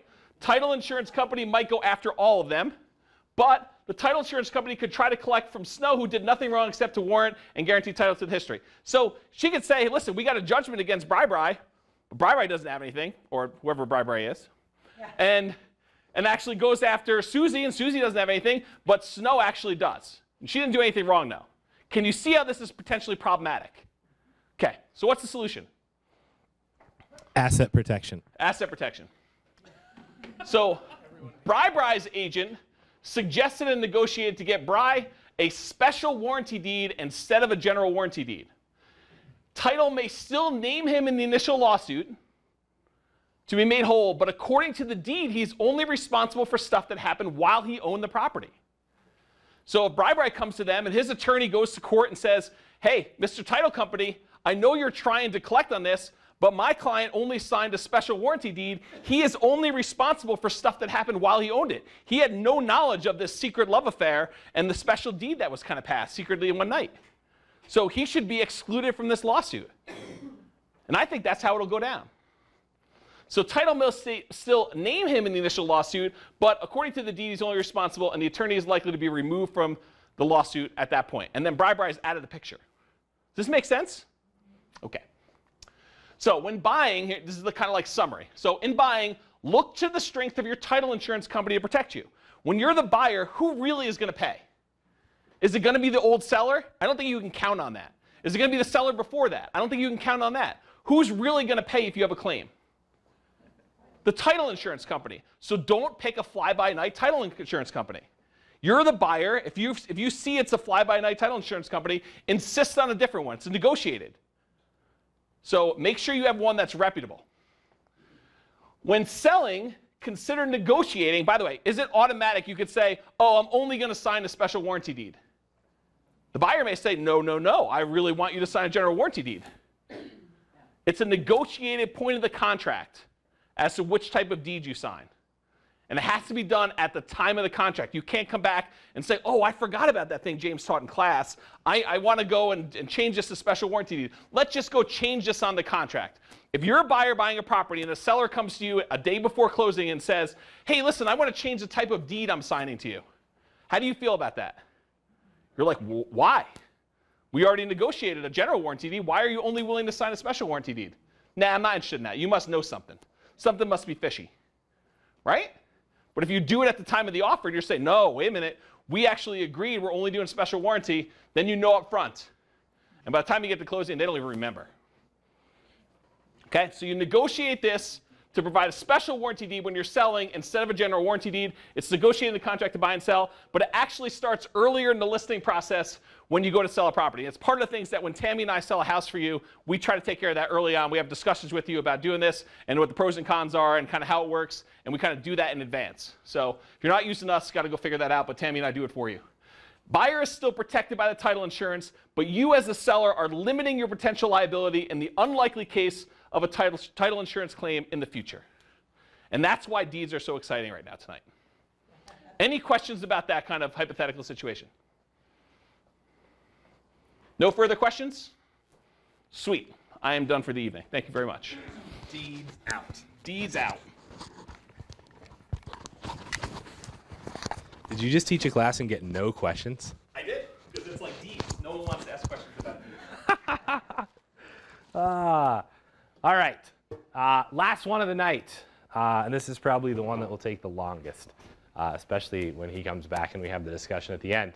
So this is really about the 1% better path to success. It's not a better path to success. It's just the 1% better path to success. So what do you guys think makes somebody better at an activity than somebody else? Practice, talent, knowledge. What? Gumption, grit, perseverance, all the things that we've talked about in class, right? When it comes back to something, though, where do they start? They start with fundamentals. To be a great basketball player, you don't just like go and practice amazing shots. You learn the fundamentals, right? I don't remember who this was, but it was like some golf coach. Basically, he just had his guy putt for the first year. And it was just learning to putt and putting really well, because that's a huge part of the game, and that's where he started. Like the rest of it can get dealt with later, but that's where they start. So fundamentals, right? And I think working at the fundamentals is all about having consistency, working at it over time towards mastery, right? Are you ever going to be 100% knowledgeable and perfect at real estate investing? No. Even in any little facet? No. I mean, that would be amazing if we could be, but it's probably not going to happen. But once you've got your fundamentals down and you've consistently worked on your fundamentals for a while, and you're kind of working on mastery of all the fundamentals, what's next? What do you do to become better? And it's really all of the little things, right? It's knowing about deeds, right? And knowing, hey, this is the difference between a special warranty and a general warranty deed and why I might want one, right? That little detail could save or cost you thousands of dollars in the long run, which is why we take it, right? And so this is the things that one person takes into account that may make them better that someone else just kind of glosses over, right? Deeds is another great example. I didn't even realize this was going to happen. I'm going to use deeds like all night now. You want to teach deeds again, just so we can, repeat it? But I think that's key, right? It's the thing where if you ask somebody, hey, why did you do this? Or what does this portion of the tax code mean? And they're like, I don't really know, right? And you ask someone else and they're like, oh yeah, I talked to my CPA and this is why I did this and this and this and this. The difference there actually becomes compounded over time, right? They have learned that little thing here, they learn the next little thing, they learn the next little thing, and pretty soon they're super knowledgeable. So this is really known as marginal gains theory. And this is made popular by Dave Brailsford. Does anyone in here actually know who this is? Sweet, even James doesn't know. It's a good night. He became the general manager for Great Britain's pro cyclist team. Anybody follows cycling? Nobody follows cycling. This is going to be even more interesting. So, do you know Dave Brailsford? Okay. So, up until quite recently, no British cyclist had ever won the Tour de France. Ever. 110 years of Tour de France, no British cyclist had ever won. Because they weren't juicing. Because they weren't juicing. Maybe so. So Dave basically became the GM and he said, hey, I believe there's 1% margin for improvement in pretty much everything we do. And so what did they do? He basically said, let's improve every area related to cycling by just 1%. If we can do that, he thinks, oh, it'll add up over time, right? And you'll end up with remarkable improvement. So they started by optimizing what you would expect them to do, right? Hey, is my seat correct? Is it ergonomic? Is it comfortable, right? Can I get better nutrition? They put on heated overshorts to maintain the muscle temperature so that they could adequately perform consistently throughout the races, right? All of kind of the fundamentals of biking. They used biofeedback sensors, right, to monitor heart rate, breathing, oxygen levels, everything you can imagine so they could just get the fundamentals down. Spent time in wind tunnels, rubbed alcohol on their tires for better grip. Who knew? If you're going biking in the ice, maybe you rub some alcohol, take some alcohol with you, pour it on the tires, take a drink, don't fall down while you're riding. Pretty sure they weren't doing that. They reduced the weight of the tire, all these things that they did, right? They actually switched their racing suits from outdoor suits to indoor suits because they were more aerodynamic. And you think, well, why did no other cycling team do this? Like, why was no one else thinking about this? So if these fundamentals aren't optimized, the rest isn't really going to matter, right? I mean, Royce can get on his road bike and have it fairly well optimized, and I can get on my mountain bike with no optimization. He's probably going to beat me, right? I got knobby tires. I'm going to go slower. I don't have the same gears, right? That's probably going to happen. But this is where it kicks in. They didn't really stop there. They went, what else can we possibly improve? And right now you're going, what the hell does this have to do with real estate, Brian? We'll get there. So they went and they tested massage gels. They found the best massage gel that actually healed and helped your muscles recover the fastest. They went and found a surgeon to teach them how to wash their hands so they wouldn't get sick. So you're like, that's insane. Yeah, it kind of is. But this is the level of detail they went to. They went and found the best pillow that basically gave the riders the best sleep, the best mattress, and then they took them with them on the road. Right? So this is pretty interesting. They're going the extra mile. They actually painted the inside of their team van, like where they store their bikes, completely white so they could find every speck of dirt because their bikes are like super highly optimized machines. Any dirt or dust degrades the performance. So they painted it white to make sure it stayed perfectly clean. So these are things that other people just aren't thinking of. So they did hundreds of other small improvements like this over the next few years, just one after the other after the other. What do you suppose happened? No one wants to guess. Huh? Yeah, it's before that. So here's what happened. 5 years later, in 2008, the Olympic Games, the British cycling team won over 60% of the gold medals available in cycling. Crazy. 2012, they set 9 Olympic and 7 world records. Crazy. That alone is crazy. And the pinnacle, after 110 years, Bradley Wiggins wins the Tour de France. Guess what happens the following 5 years? Froome wins it 4 times out of the next 5 years. Mainly due to what these improvements, 1%, small things that you're like, that's stupid. You got a better pillow? How is that going to help you win the Tour de France? That makes no sense. 5 victories in 6 years. So in this 10-year period, they won 178 world championships, 66 Olympic or Paralympic gold medals, and 5 Tour de France's. This is widely regarded as the most successful cycling run in history. From doing this 1%, how do I improve this by 1%? How do I improve this by 1%? And compounding, compounding, compounding, compounding. It's pretty interesting.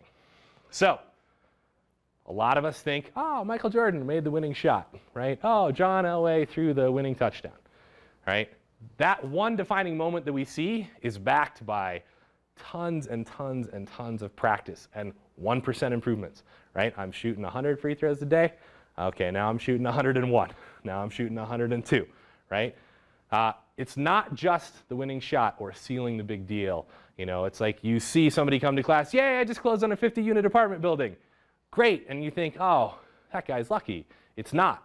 It's all that hard work for years and years and years, and this is the same reason you want to pay good money for an attorney or a real estate agent that has the experience and has done those improvements over time. So while they underestimate small, consistent improvement each day, wow, where's the rest of my sentence? James took it out. Oh, yes, thank you. So most people overestimate it while they underestimate those small, consistent changes, right? Those small, consistent changes, once you have the fundamentals down, you don't need the massive action necessarily, and we're going to talk about this in a few minutes as far as 10xing and not. But improving by 1%, if you went and improved by 1% today on one thing, would you notice a difference? No. But if you keep doing it for a year versus getting 1% worse, what happens? You get about 38% better just by improving 1% a day and compounding that. What happens if you get 1% worse a day? You basically are heading for 0, right? Which one would you rather choose? Now imagine, right? I mean, you can see the arc of this line. Imagine what happens when you continue to do this for 5 years or 10 years or 15 years. It's pretty crazy. And that's basically what the British cycling team did, and they're proof. They crushed it. I mean, they did things that you're like, that's not going to help. And I'm sure that other teams were like, you did what? Like, good luck. See you at the back of the pack, right? And they were actually so bad, the British cycling team, before he took over as GM, that one of the British manufacturers of well-known bikes refused to sell them bikes because they didn't want that team to be seen riding their bikes because they thought it would hurt their sales. That's how bad they were. So it's not like they were second and then they just suddenly got a little bit better and got first. They were like really bad. And they went from really bad to the best 10-year run ever in cycling. So pretty impressive. Most of these significant things in life aren't standalone events, right? If you think about losing weight, you want to go lose weight, are you going to go lose 50 pounds tomorrow? No. But if I decide, okay, I'm done eating bread, and then a week from now, I'm like, I'm going to go for a 2-minute walk. And then that turns into a 5-minute walk. And then that turns into a 10-minute walk and a 20-minute walk. And then I start lifting a weight, right? And then I cut out alcohol or I cut out chocolate or whatever it is. Those are those small improvements over time. And what happens? A year later, you've lost 50 pounds, right? That's basically the concept here. Starting a business, same exact thing. I didn't start Amazon and just like, oh, look, lots of sales. It was like, okay, how do I get better at sourcing product? I still suck at it. How do I get better at it? And better and better and better and better. A little bit each day. This is where that practice every day comes in. So if you're trying to buy deals, I'm going to get to that. I'm not going to go there now. So it's the aggregation that makes the difference. Small improvements, slow gains actually matter. How does this apply to why we're here? Right? So this is the slide you're probably waiting for. What makes a good real estate investor? This is open participation. Unlimited money. Unlimited money, who said not being emotional? Okay. What else? Education. Persistence. What makes like a good real estate investor though? What do you need to do? Yeah, what are you going to go do? What's that look like? What's the process? Like, what's the first thing you're going to go do to be an investor? Learn, but then what are you trying to do? Royce says get business cards. No. You're going to analyze a deal. You're going to try and find a deal, right? Like, once you know enough, you're trying to find that deal. So, can you go find deals? This is the easy part, right? You just call James, and he'll give you the deals, right? You've got to analyze deals. You got to understand rent, expenses, taxes, insurance, location, price, all that stuff. You got to know how to buy a deal, right? Lender, title, deeds, contract, all that stuff. These are all of the fundamentals, right? There's a ton in real estate of fundamentals. If you can't lease a property, it's probably going to be hard to actually make any money. If you don't know how to buy a property, it's going to be hard to make any money in real estate. So once you kind of have this list, those are the fundamentals. Take a step back and go, where can I improve? And it becomes really crazy because if you think about it the way the British cycling team did, right? What are the most critical things you can do first, right? Definitely hit your critical fundamentals. But then zoom into that and figure it out. So here's an example. We all want to place high quality tenants. What's a zoom in on placing a high quality tenant? What do we have to know in order to do that? How to screen. How to screen? That's the biggest thing. Okay, we got to have screening tenants down. But before we can screen a tenant, what do we have to actually have? Somebody to screen. How do we get that? Good photos. Advertising. Good photos, advertising, right? So before that, we have to know when this unit is even going to be vacant. So what's a 1% improvement we could do on that? Start 4 months early. Start 4 months early, but maybe put something in our lease that says, hey, we were only getting 30 days notice. Now we actually require 90. Right? There's a 1% improvement. You just gave yourself 2 months extra time. What's that going to do for you? Well, let's see. Right? How do we advertise units? Which sites get the best tenants? So I recently stopped using a site and started using a different site for advertising. Much better results. Probably better than a 1% improvement. How do we know? Go test. How do we reach the most people? What type of ads get the best response? Is it one with photos? Does it need to have 24 photos? Do the photos need to be taken in the light or in the dark? right? What do those pictures look like? Do I need a 3D tour? Right? These are all things that are small 1% improvements, and you could drill down into any fundamental or any non-fundamental in real estate and look to improve 1% on something like this all the time. How do you turn over units faster and cheaper? What's a way you might do that? What's a 1% improvement we could do for that? Pressure. Just tile the entire building and walk in with the sandblaster and then wash it down the drain. Yes. Like, what else could we do? How do we turn them over faster? Get one paint for every place you own. One paint for every place you own. Have the carpet cleaner and everything all lined up ahead of time. Carpet cleaner and everything lined up ahead of time. What else? This is where you get creative and find your 1%, right? Buy yourself a better mattress. Yeah, sleep better so that you can get up earlier to go do the cleaning yourself. Don't do that, right? Make it clear with the tenant that's in there what you're charging for to avoid disputes. Hey, you moved out, here it is. This is what I'm taking out of your damage deposit. Bingo. Find a flooring paint handyman that can do turns in a day, right? Are you waiting 3 days or 5 days or a week for your flooring company? Well, can you turn it over faster? That's days of vacancy. Can you make it better? Have your tenant out by noon, right? Turn it over from noon to midnight. You can do this. Flooring, paint, that can all get done. Probably not in 12 hours usually, but if it's not flooring and paint and it's just other stuff, you can definitely get it done in 12 hours. Like, I've done it myself in 12 hours, so I know it's possible. And if you have a cleaning crew and other people, it's very easy. But if you're not scheduling it and you're not prepared because you don't know when the tenant's moving out, then this is a problem. So these are all 1% improvements that you could do.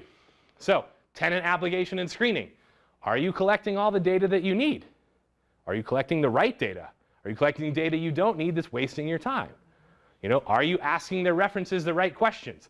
Do you have a criteria and a process? What can you do to speed up your screening process? The first time I screened a tenant, it took me like, I don't know, 8 hours. It was so painful, right? And I'm like, I don't know how to do this, and I worked my way through it, and then I got better. And now it's like, if everyone answered the phone when I called, it would probably take 15 minutes tops, right? It's not that difficult. You just have to get the process and the criteria down. What questions are you asking? Can you go walk through their home to see the current condition to make sure that you don't place a tenant that's terribly messy now, right? These are all 1% improvements, some or more, that you can do to your current process. Do you have to do all of these at once? No. But if you did one of these each day, where would you end up in a year or 3 years? Leasing, same thing. Where's your lease week? Have you fixed it? I don't know how many times I've added stuff to my lease. Something happens and I'm like, 1% improvement, adding that to my lease, right? So, and if you're James's client, you've got access to the lease and you can see all of the house rules in there and they're all there for a purpose. Don't park on the lawn. Guess what? Somebody parked on the lawn. Put a rule in, right? That's why they're there. How do you present the lease? Are you setting expectations appropriately with your tenant? Can you improve how you do that? Collection of funds. Are you collecting a full month of rent up front and security deposit before they get keys? If you're not, can you improve that? Can you get the money even earlier? What can you do to improve it? Keep drilling into the entire process and find those things that you can improve on. And this could even be, I mean, you could back up and say, I'm only learning about real estate, Brian. That's fine. How can you improve your learning? There's a bunch of shit books out there you don't need to read, right? There really are. There's a bunch of crappy podcasts you don't need to listen to. This is not one of them.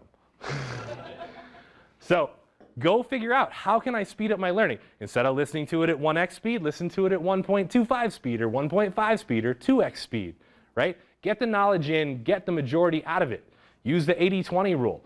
Get what you can and move on, right? Learning only takes so long until you actually do, and doing is where you're really gonna learn. So by doing this, you're gonna consistently work towards mastery, whether it's this or something else. And mastery is about the journey. It's not about, oh, someday I'm gonna be master real estate investor and get a badge, right? It's not gonna happen. You're always gonna learn stuff. I mean, James and I talk about this all the time. This is why we come to class when each other teaches. Tonight's different because he has to be here and I have to be here. So, but there was another article that James sent me, and it was about how, especially in the tech world, a lot of people are used to wanting to really play the hero. Things are behind schedule, and it's like, oh, I'm going to step in and save the day, and I will be the hero, right? And that's good. It's good that people want to do that, and I applaud the commitment that's there, and I've done it myself, right? But what I did instead of that was I looked at that after it happened, and I went, how can we change the process so this doesn't happen again? How can we be consistent over time, every day, right? So instead of being heroic, let's be heroically consistent. Be consistent every day instead of being heroic one day. Because that heroic takes a lot of toll on you, right? It's the emotional toll. It's like, oh, and then when you're done, you're like, I need a 3-month vacation because you've just spent everything you had emotionally, and you've probably damaged stuff around you that didn't get adequate attention, relationships, other businesses. So this builds your habit of constant improvement. I don't think it'll take long before you start to see the results, right? In real estate, we've got kind of a year cycle for leasing. So if you're doing that, you might see, hey, this leasing went like this, and then you improve your cycle for a year, and next year you're like, man, this is much smoother. So keep going. This will give you, I think, a huge advantage over your competition. And that is all I have on that. So I'm going to pause there and ask if anybody has questions on the 1%. Royce does. I don't know about, it's more of a comment, I guess, but this is definitely something I struggle with, is being, or I think I struggle with, is being consistent on things, and especially daily, right? Like your phone is a constant distraction. The amount of time you actually get to sit down and make consistent, dedicated effort is, everyone's trying to leech that from you, and your phone is by far the biggest leech of that. And so I think that taking that time and effort to learn how to focus for a little bit longer and keep expanding that amount of time, it makes a huge difference, and that adds up significantly. Yep. I agree. When I played poker, there was actually an app slightly related that basically blocked all your ability to open all of the other apps. And poker players asked me to write this. It was a part of my software package because they were so undisciplined that they would go surf the web while they were playing poker, and they would get distracted and they would lose hands. And so they're like, can you just block my ability to open anything but poker online? And I'm like, sure, right? And then of course, they'd set it for 5 hours, and they'd call me 3 hours later, be like, so I'm done playing poker, but I can't do anything for 2 more hours. Can you unlock that? And I'm like, no, like that's what you set. Like that's what you paid me to do. So, yep, go play more poker, make some more money. There's a Chrome plugin called Stay Focused that works really well like that. Yeah, so maybe your 1% improvement is look on your phone. What's the app that you like to look at that's social media the most? Delete it tonight. See how much that actually makes a difference in tomorrow, right? And don't just go log into the internet and go to the page and log in, right? You've now defeated the purpose of your 1% improvement, and you've gone 1% worse because it takes longer to get logged in. But try that. I mean, there was a point in time where Beth and I basically deleted Facebook, and I don't do Instagram, but Facebook, Instagram, whatever, Snapchat, whatever else kind of social stuff, just off the phone. And it was like, oh, there's nothing there. You don't want to go look. So James is over here on his phone all the time. Royce is still on his phone. So Things poison. they need 1% improvement on their phones. So there you go. Any other questions on 1%? So James apparently was going to teach a class on 10x. I don't know if he's going to teach it still or not, but we were talking on the phone, so I put a slide in here basically to have some discussion. It's 5 till 8, so it'll be short. But part of the thinking is 1% may not always be enough, right? You're like, hey, Brian, how am I ever going to get there if I just do 1% at a time? And what would your thinking be like, if you just want 1K or 3K or 5K in monthly cash flow from real estate, there's probably a fairly well set path that we teach in this room that you can do, and you will end up there at some point, right? Or even 10K. However, if you wanted 250K a month, would that same strategy work? Probably not. You're probably going to be thinking in a completely different way in order to get that much further down the playing field. And that's really what 10x is about, is how would you change your thinking to go from, this is what I'm doing today, if I wanted to 10x my business, how would I have to think differently? And so that's what this slide is about. It's definitely a different path than this. It's most likely different purchases, different loan partners, different banks, different lenders, different locations, right? Are you going to buy a 1,000-unit apartment complex in Fort Collins? No. Where are you going to go? And Probably a different large skills. city. Different skills. Yes, and different skills, right? Is buying and managing a single family or a fourplex the same as managing a 1,000-unit apartment complex? No. Is getting that loan? No. They're all very different. So does this not apply, the 1% improvement? I'm like, I think it still does. I think you're just 10xing, and then you're still going to do the 1% improvement inside what you're doing on 10x. Discussion time. Yeah, and I think one of the things I was going to teach during 10X that I'm not teaching tonight is this idea of people get hung up on how much extra work is involved in 10Xing your life. And the example, I kind of read some books on this particular topic specifically, and one of the interesting things that comes up is you've already 10X'd probably at least once in your life before, and many people have actually done it twice. The example I like to use is, growing up, I worked for my father's electronics store, and I'd probably be lucky if I made $4,000 a year, kind of working for his stuff on weekends or whatever it is. Yep. But there was a time when I 10x'd income and went to $40,000 a year. You'll go in the Navy or whatever it is you're doing, and then after that, you kind of 10x again. But then you get to a point where you're at 10x at some level, and you get frustrated that you're like, I can't work harder than what I'm doing. I can't put in 10 times as many hours. And so you realize that what got you to where you are now is not necessarily going to get you to the 10 times level. You may be able to do incremental 1% improvement and double or triple your stuff over a period of time. But if you really want to take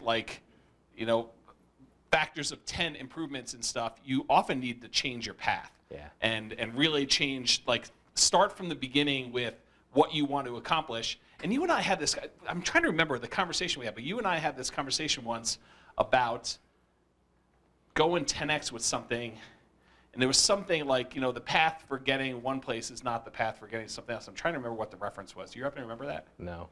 Yeah, I don't know we've had these discussions before where we talk about, incremental improvement versus, major improvements, and it's pretty fascinating to stop and pause.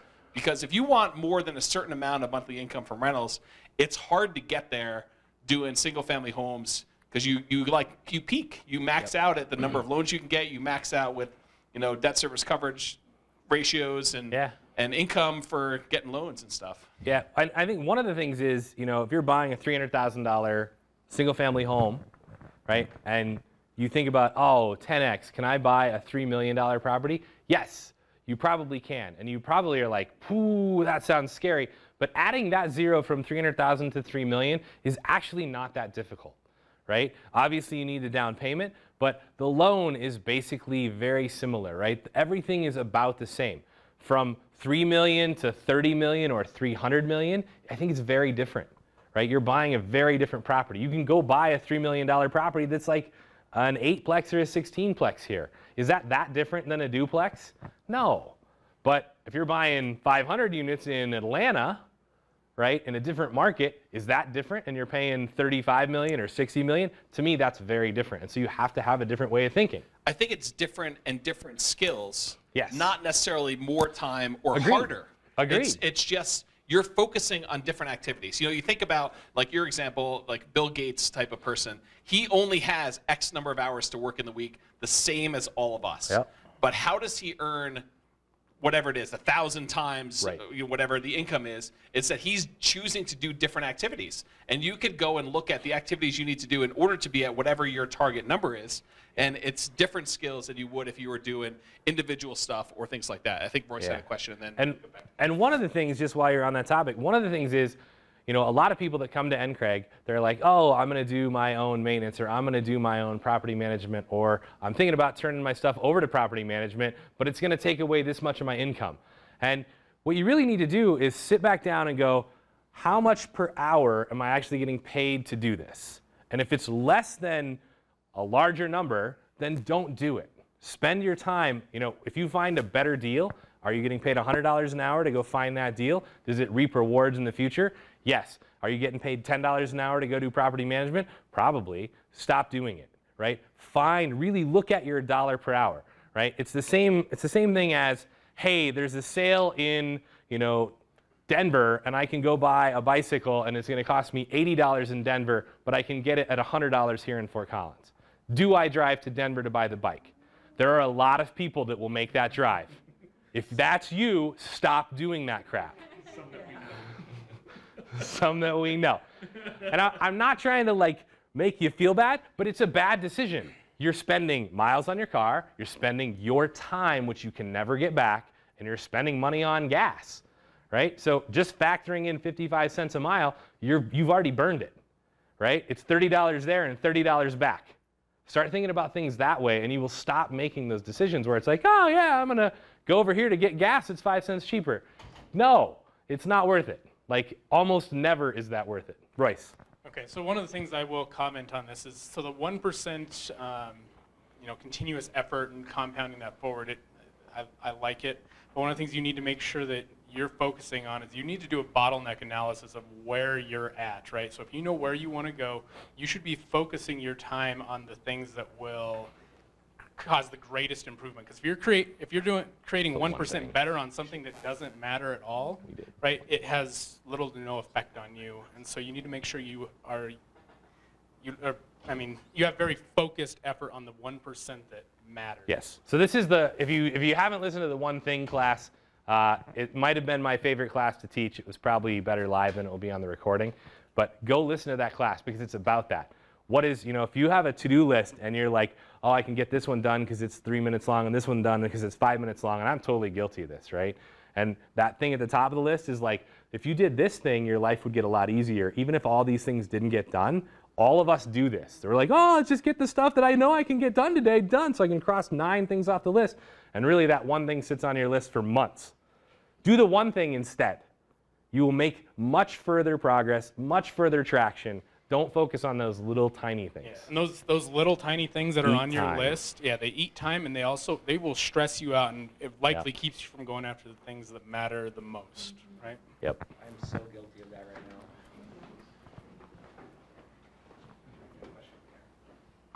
now. Well, I'm glad you guys mentioned this because I have a couple of really nice 3-bedroom, 2-bath mobile homes, and I was struggling to get the rent that I wanted. And so I've SRO'd them, which is single room occupancy, to maximize that. And that had to change my thinking. But I think sometimes we can get prejudice into because we're in a comfort zone, we just want to keep beating the same horse, and it's not working. And sometimes we just have to say, you know what other options are there? Yeah, comfort zone's a huge thing, right? Everything that we're comfortable in, but every time, and I've drawn this diagram lots of times here, right? If this is your comfort zone and you stretch to here doing something, your comfort zone changes, right? And if you start pushing that out, pretty soon this is your comfort zone, and what used to look like, holy cow, that's totally impossible, starts to look like, hey, I'm almost there. I just keep pushing out, and my comfort zone expands and expands and expands. And for the people on the podcast, Brian just drew a pile of poo on the board. I drew circles, thank you. Actually, there's an incredible documentary that came out, the Free Solo documentary about Annex Honnold. He just free soloed Yosemite or El Capitan. It's insane, what you see. But one of the things that he does, one of the things that he does is he talks about, or I don't know if it was in that or another video, but he has moves that are just insane. And he talks about how many years before, that exact point on the mountain and that exact move gave him problems, and it would cause him anxiety. But he practiced it so many times and knew that was the one area that would give him a problem, and he eventually just worked on it, and he's like, now it's just a normal part of everything that I do, and it's like walking. I can do it all day, every day, and now he climbs this insane. Yeah, it's crazy. What was that class called? Which one? One Thing. Yeah, it's called The One Thing. And it's based on the book, The One Thing. By the way, there's a book called The Compounding. It's really good on this whole thing. The Hardy, whatever his name is. Darren Hardy. Compound Effect. So that's our 4.5 topics. Any questions on that or anything else? Sweet. Well, thanks for coming. Stick around for the class after the class, and we will see you next week.